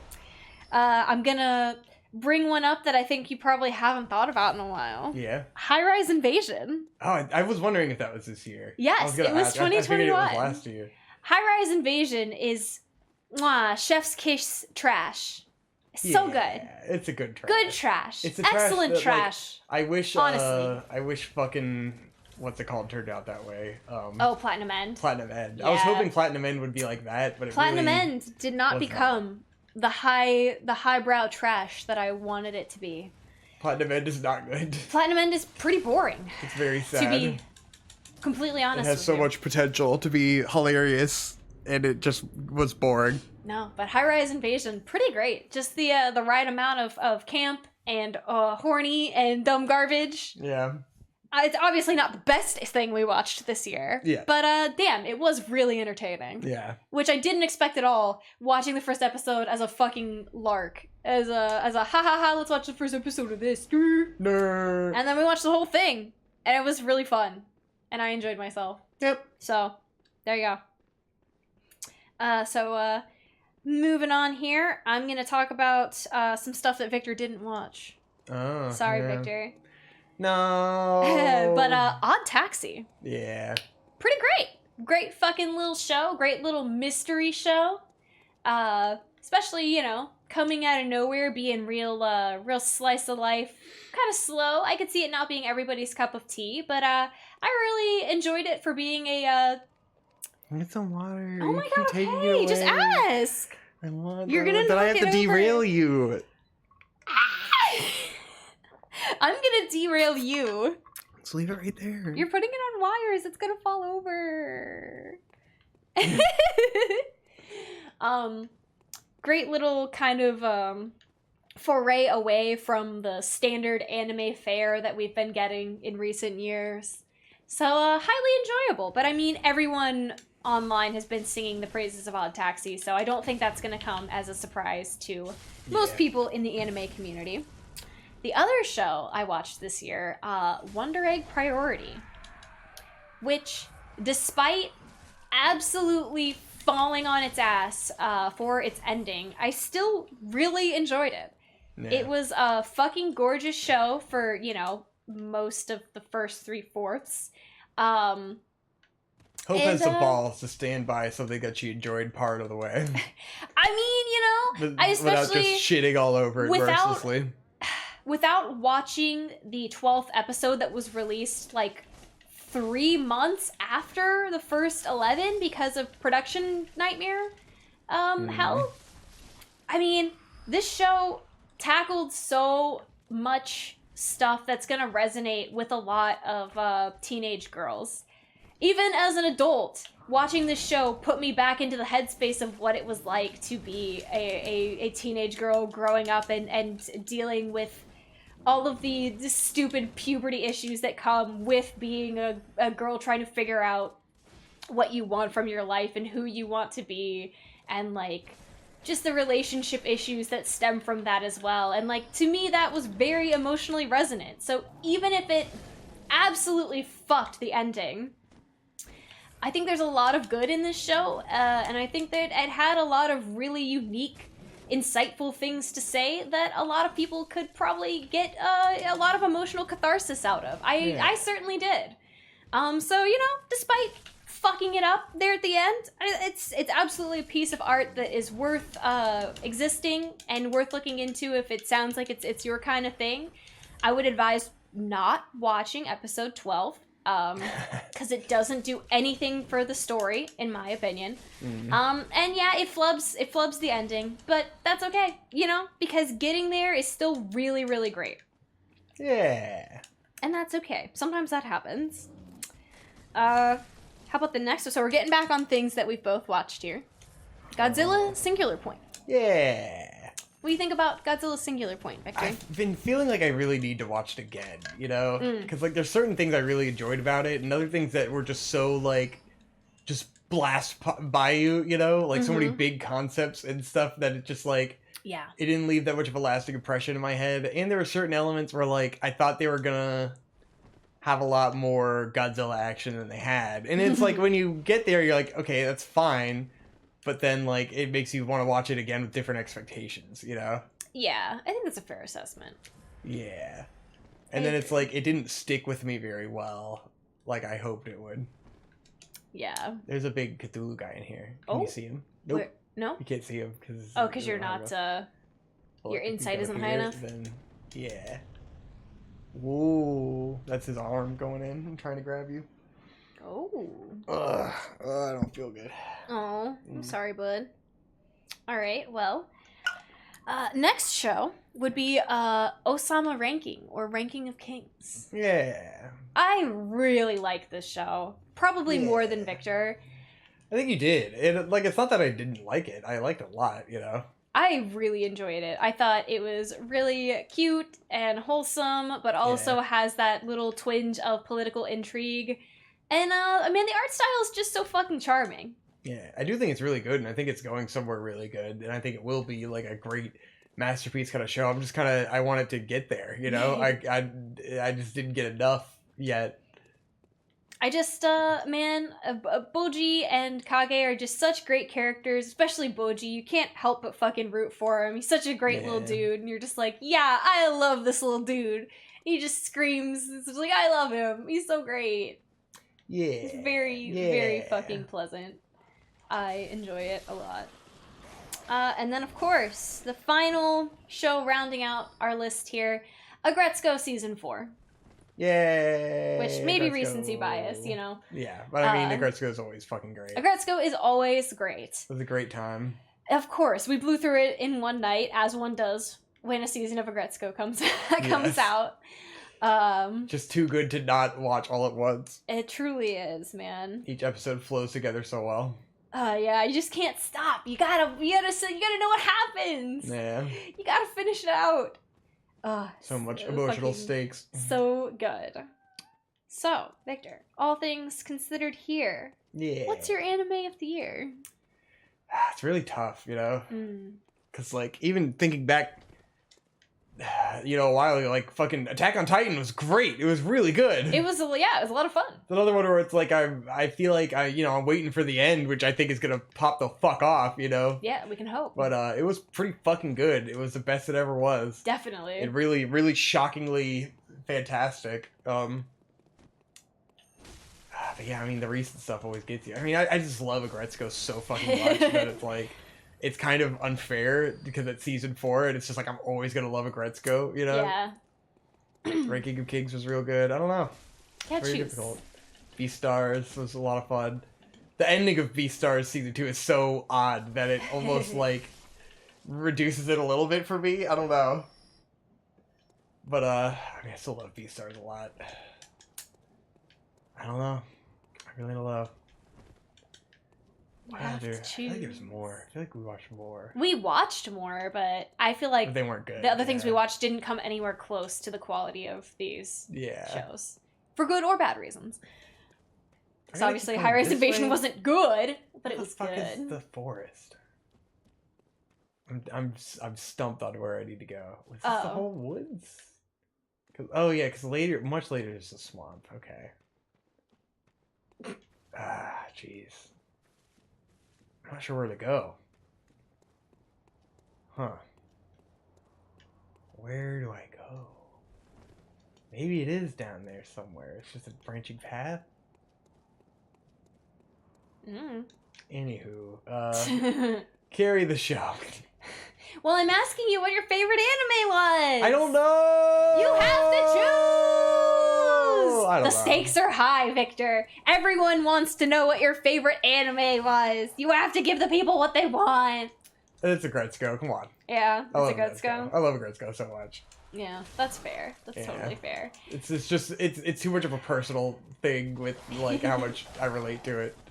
That's I could understand that. What was yours? Ranking of Kings? I'm gonna go with Ranking of Kings. Yeah, Ranking of Kings is really good. I feel like Ranking of Kings is one of those shows that reminded me about the potential of anime, about the things it can do to be weird and different and mix up what you expect and still be fresh and surprising and make you go, oh yeah, I love this. Yeah, and like that, I love that they deliver so heavily on a unique art style Yeah. and give it the care that it deserves, you know? It feels like you're just watching a moving picture book, which I love, especially in a world soaked with fucking isekai character designs. And they so easily could have, like a lot of the times when a show has that kind of art style, it'll phone it in terms of animation quality, you know? Yeah. And just kind of play it easy because it's like, oh, it's a really simple cartoonish look, so we don't have to go that hard on animating it really well. But Ranking of Kings really brings it to the level that it deserves, you know? Yes.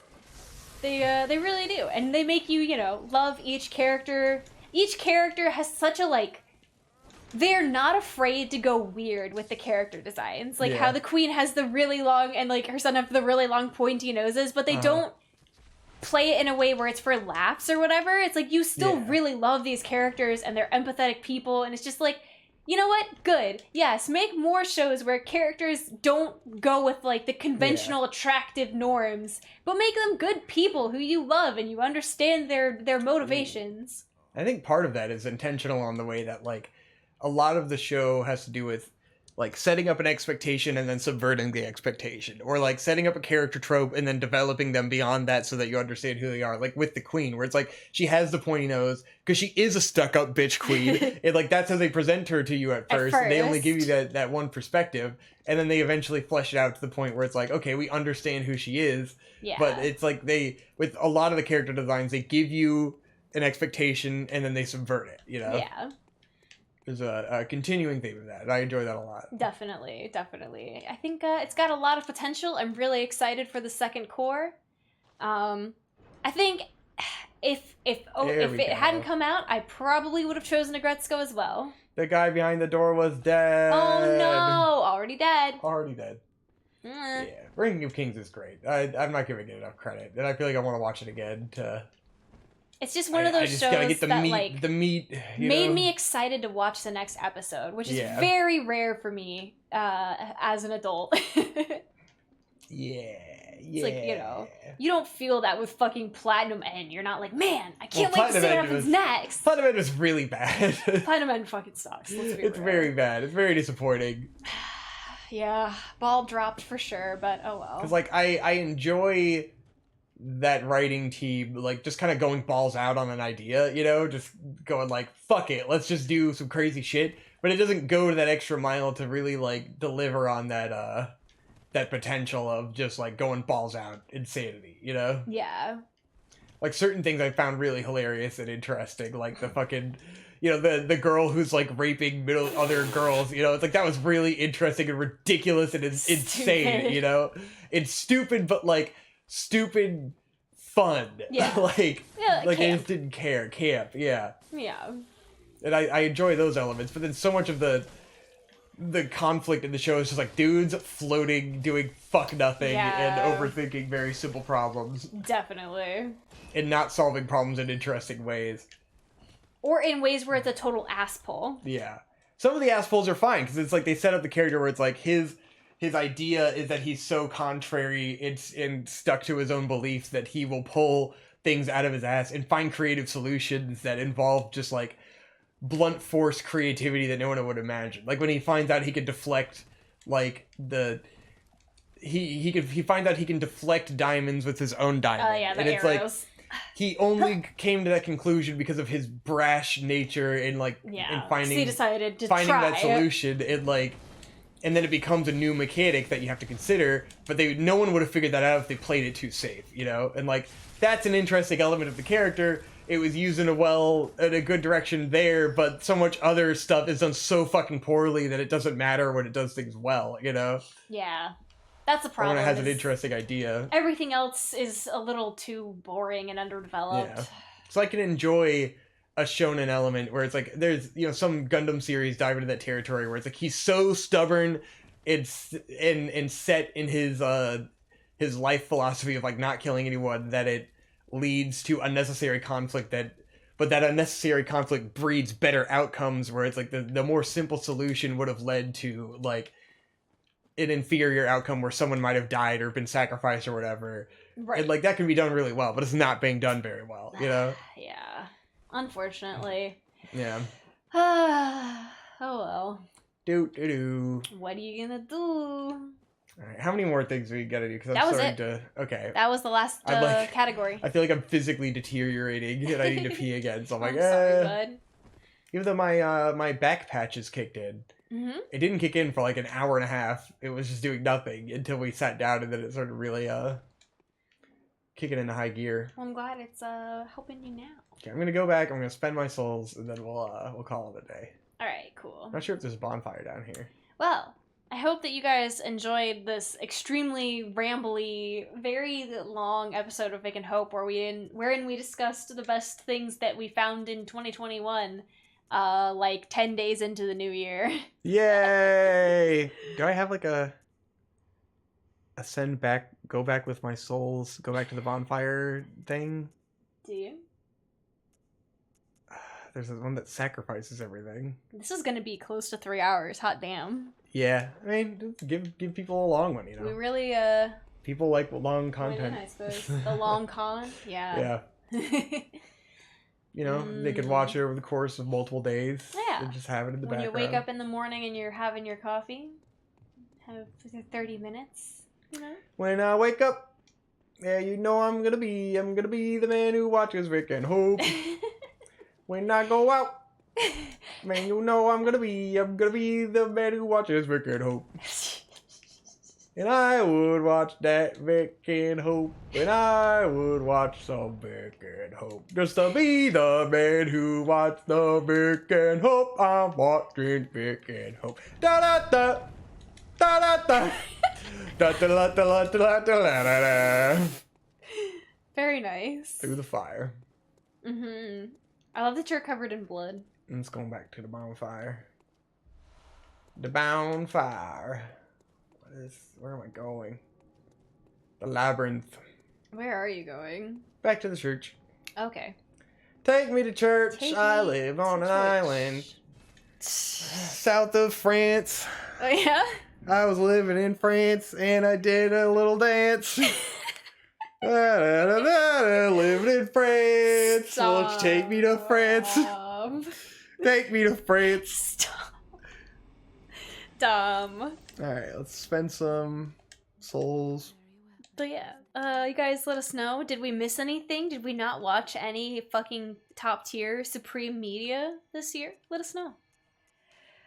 Let's know what your opinions are. I mean, your opinions probably aren't as good as our opinions, but No, that's a given. You've insulted the audience. All right, bye. Bye, guys.